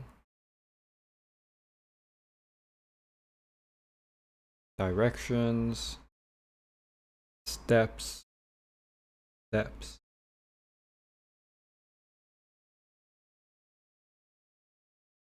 D and 1. What? Yo, that's kind of cooked. That is kind of cooked. Hey everyone, welcome back, and let's write Have some a more look. Leetcode today. So today, let's look. I'm gonna get my lunch. I'll grab it and my lunch yeah, my lunch is a wrap, so I'll be back and pick up less than a minute.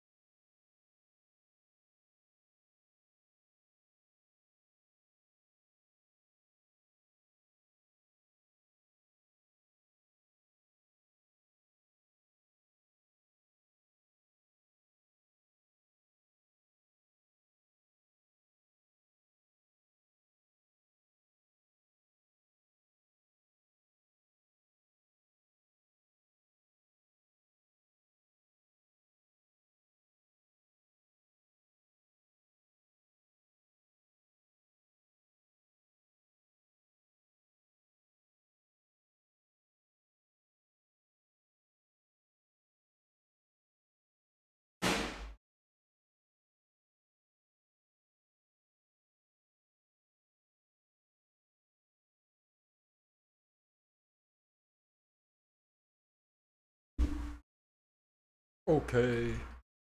I got my wrap. Problem is... Look at spiral matrix. We are given an m by n matrix, and all we need to do is return all of the elements in spiral order. So the order that we're given the elements in is 1, 2, 3, 4, 5, 6, 7, 8, 9, right? If you go from left to right. But we actually want to return these elements in spiral order. So we are going to start at the top left, and we're going to go 1, we're going to go right, 2, go right again, 3. Now we can't go right anymore, so now we're going to go down because that is spiral order. So we're going to do 6, go down one more time, do 9, now go left because we can't go down anymore. We're going to get 8, go left again, we're going to get 7. Now we can't go left anymore, so we go up to 4. And if we try to go up now, we actually see, well, we already visited that, right? The 1's been visited. So now we actually go right. We have the 5, and the 5 is the last element. If we try to go right, we cannot go right anymore. So how can we write an efficient algorithm to do that, right? To worry about, okay, we're going in this direction, and then eventually we have to change directions and all that stuff. Well, in my opinion, the easiest way is also the most efficient way. So one thing to notice is let's say we start at the top left, we go right, right, right, we go here, so we cross out all these elements, then we go down, down, down, we get here, then we go left, we go here, so we cross out these elements, and then we go up, right? So we went all 4 directions. We went right, we went down, we went left, and then we went up until we couldn't anymore. But we still have some elements left. But do you see what we kind of did here? We took the outermost layer and shrinked it, right? So now we have a sub-rectangle or sub-matrix here that now we're going to do the exact same algorithm on.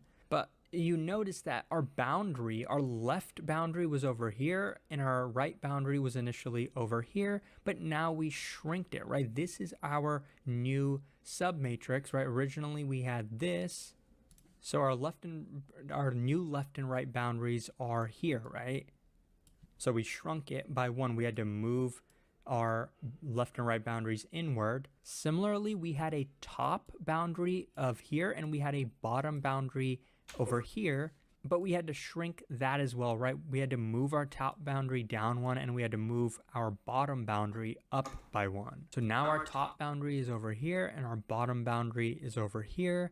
And we still have some elements to go in spiral order. So again, what are we going to do with this submatrix? Well, we're going to start at the top left, which is over here, and we're going to go in spiral order. So now we're going to go right. So we get to 7. But notice now how we pretty much have gone through all the elements, right? And so since we've done these elements, what we can now say is our left and right boundaries were moved once more, right? So left and right are now at the same position, or they've intersected or overlapped or whatever. And so what that basically means is we don't really have a rectangle anymore, right?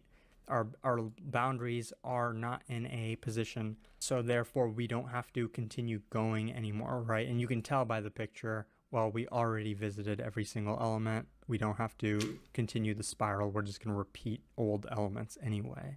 So that's the main idea, but I'm just going to show you, I'm just going to actually walk through the algorithm and show you a couple things that I'm going to do slightly differently. So I am going to initialize the left boundary over here because this is our 0 column, right? And this is our 3rd column, but what I'm actually going to do is put the right boundary over here, just mainly because it's going to make the code a little bit easier for us. And so this is the 0th row, and this is the 2nd row, right?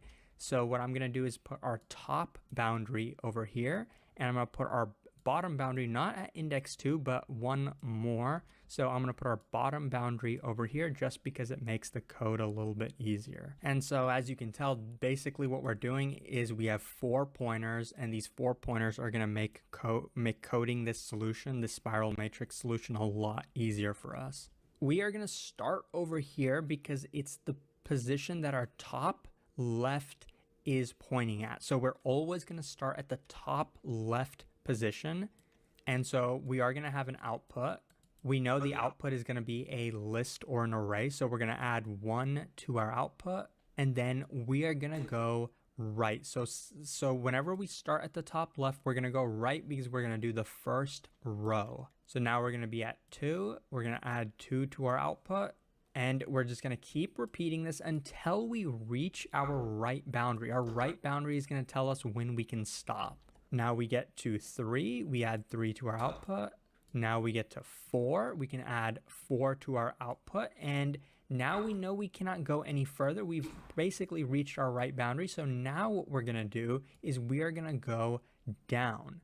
But before we go down, since we just did this entire row, we added it to the output, we don't really need this top boundary anymore, right? But what can we do with it?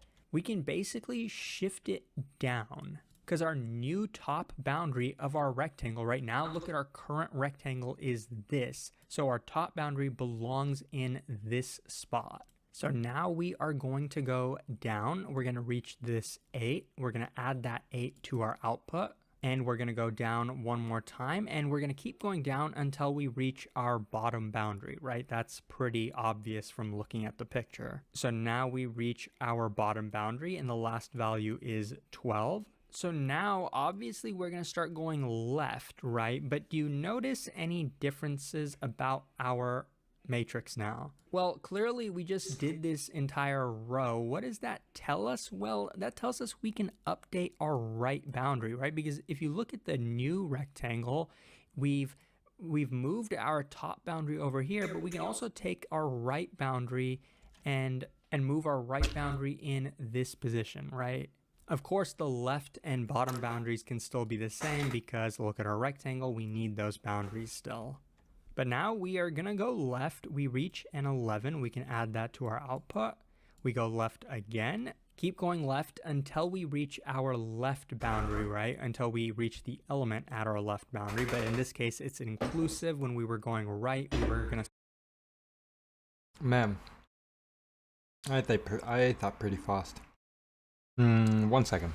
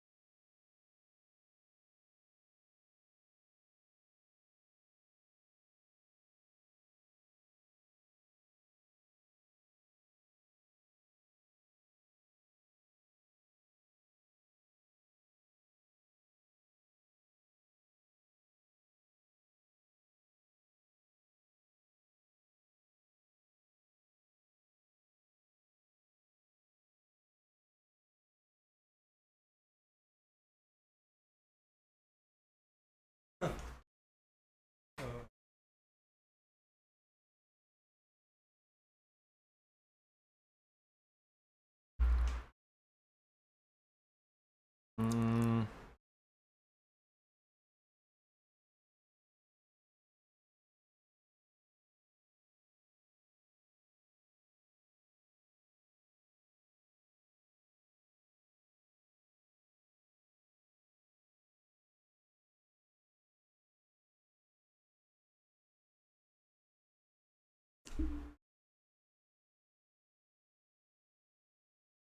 Stop before we got to the right boundary.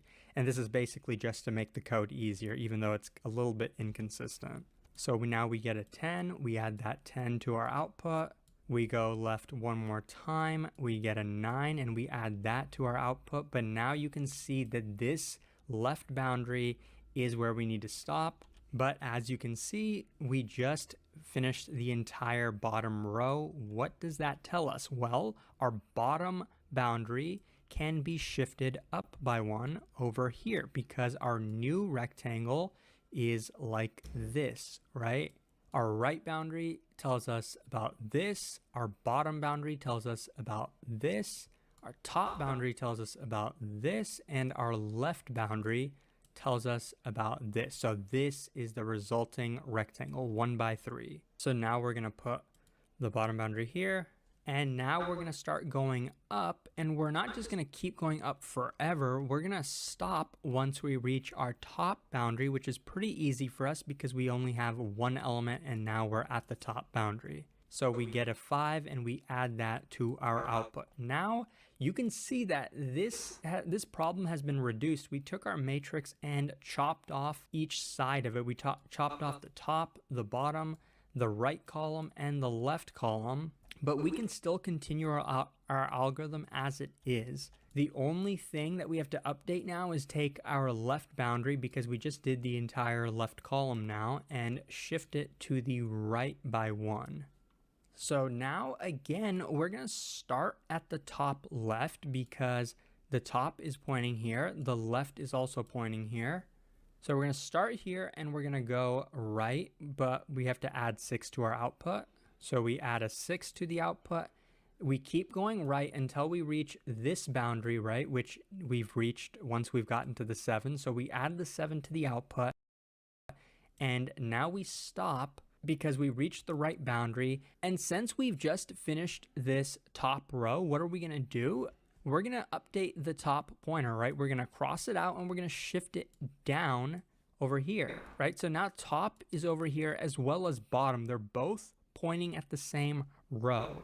And basically that's the condition. Once pointers reach, like in this case, top and bottom reach, but it could have been possible that left and right reach the same position. If either of those things happen, then we can stop our algorithm because we know we've done every single element that we needed to. So now let's get into the code, and by Recursion. Iteration.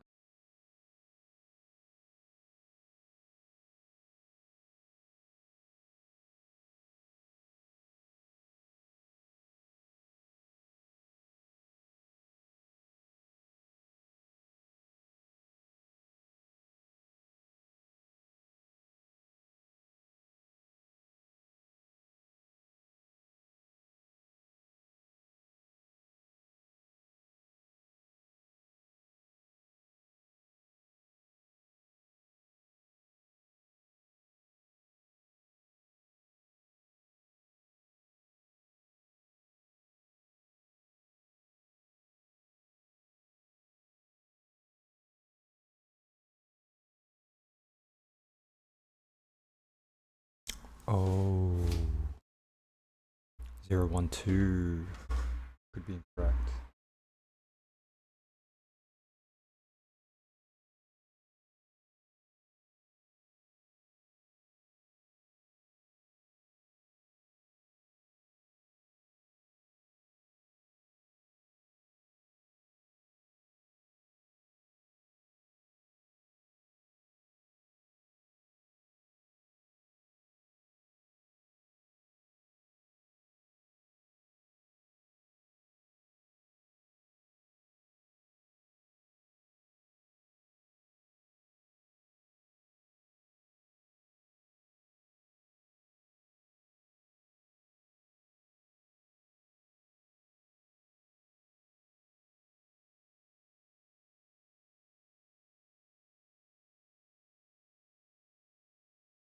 Did the wrong thing, 2 and 3.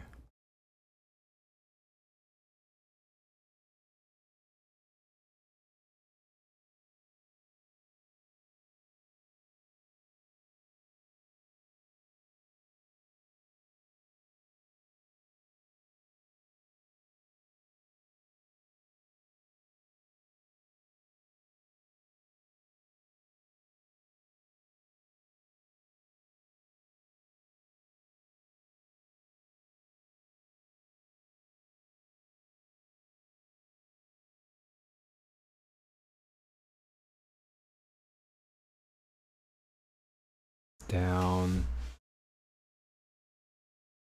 left,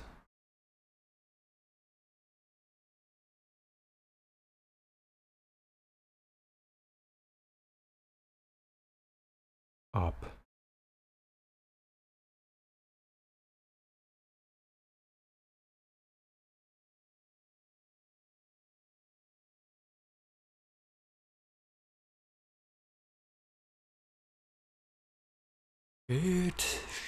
Shit.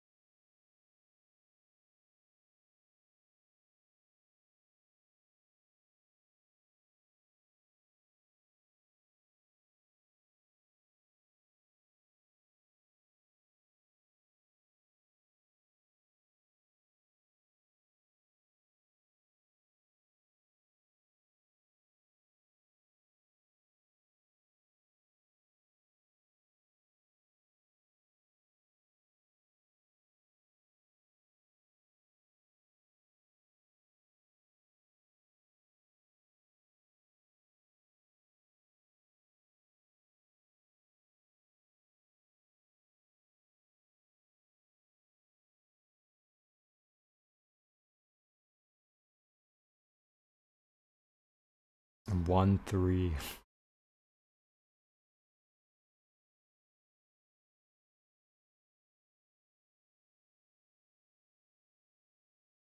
It was right before.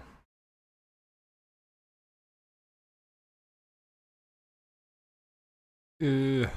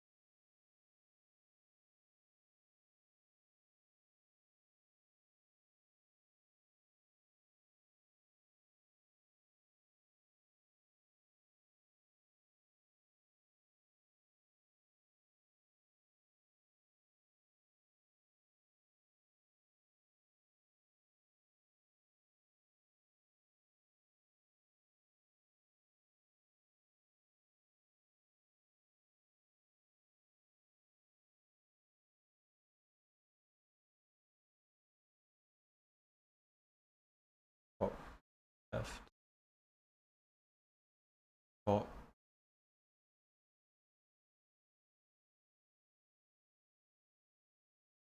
Oh.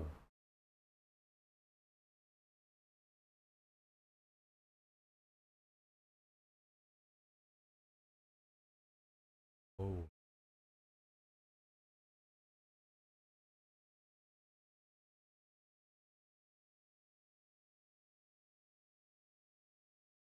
Top, right. Fuck. Would go down.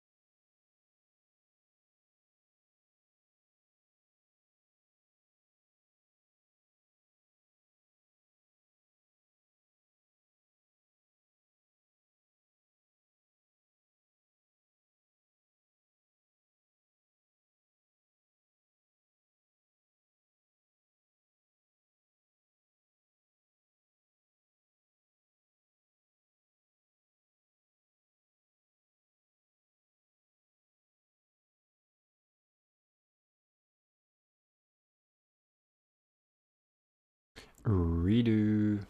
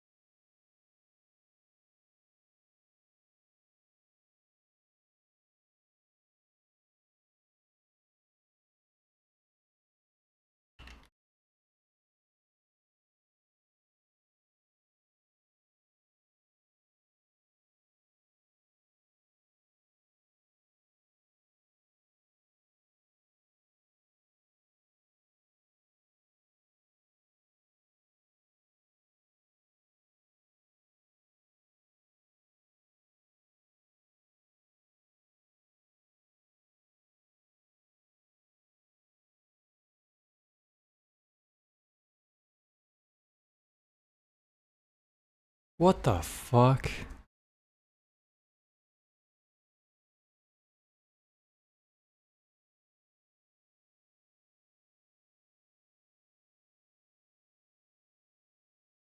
Holy. The lag, man.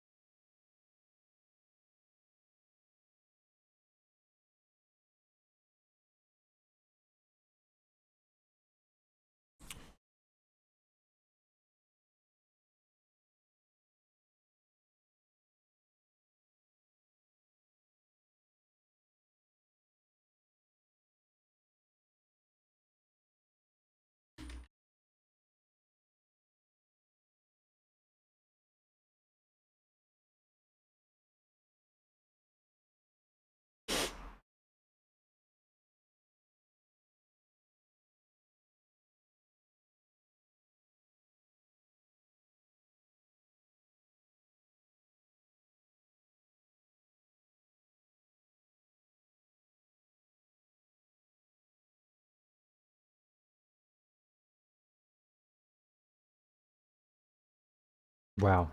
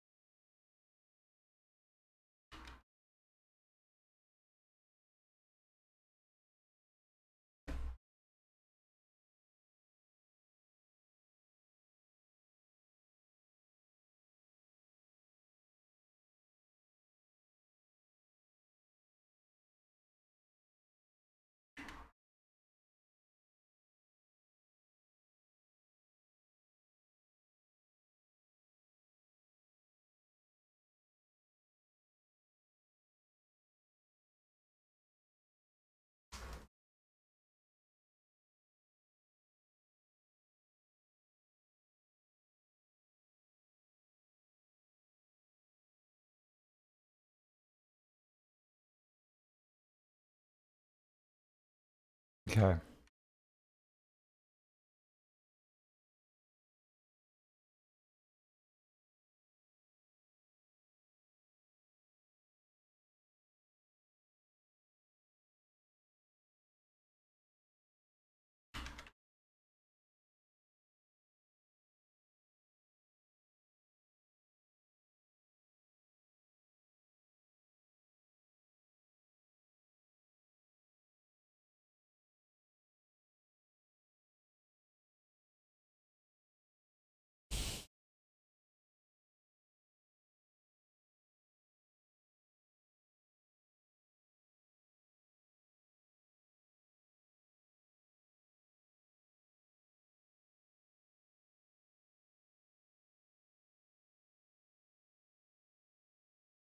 Oh shit.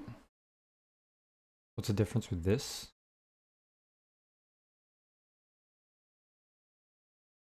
Uh, I will say,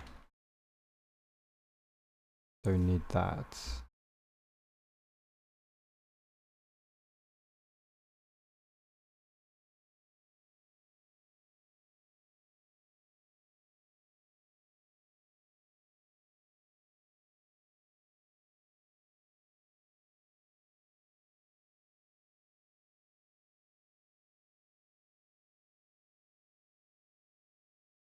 Oh.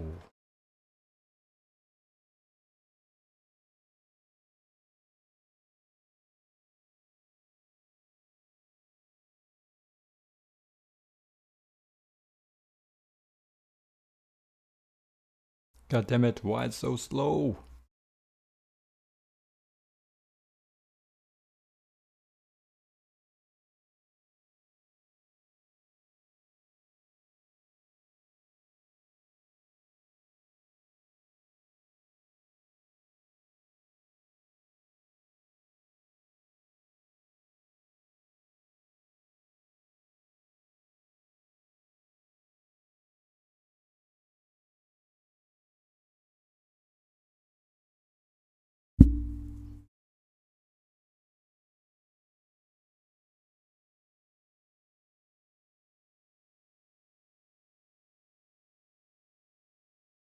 Alright. Finally.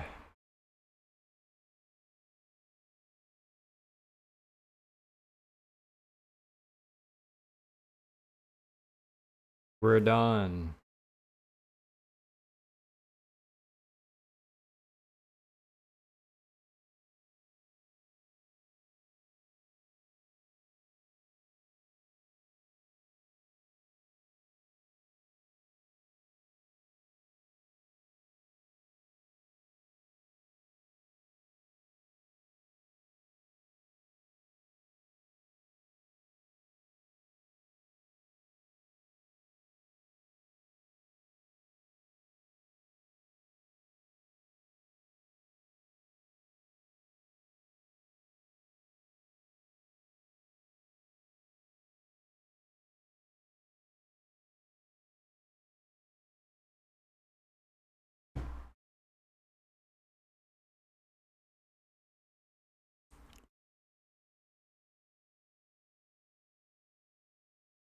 It's 54 spiral matrix.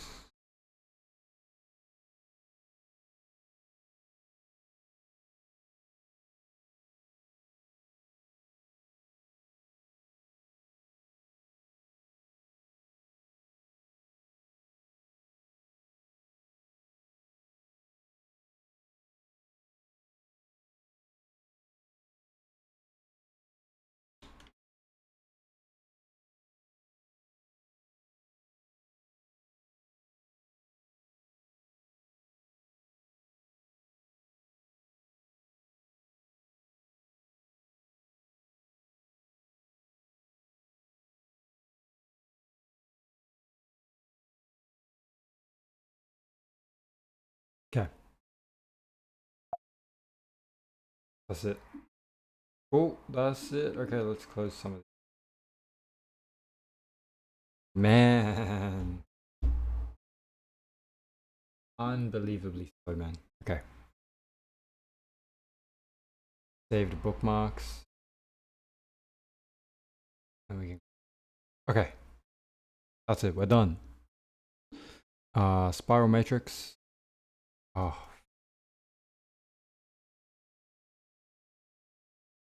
Geometry is a simple simulation problem. I still needed to look at the solutions for this one before I attempted the problem myself. That's it. That's it. Okay. What are we thinking? Should save all of this information, and then that's it. We're calling it. All right. Appreciate whoever stayed on for so long. Thank you guys for joining. I'll speak to you guys tomorrow, maybe. Peace.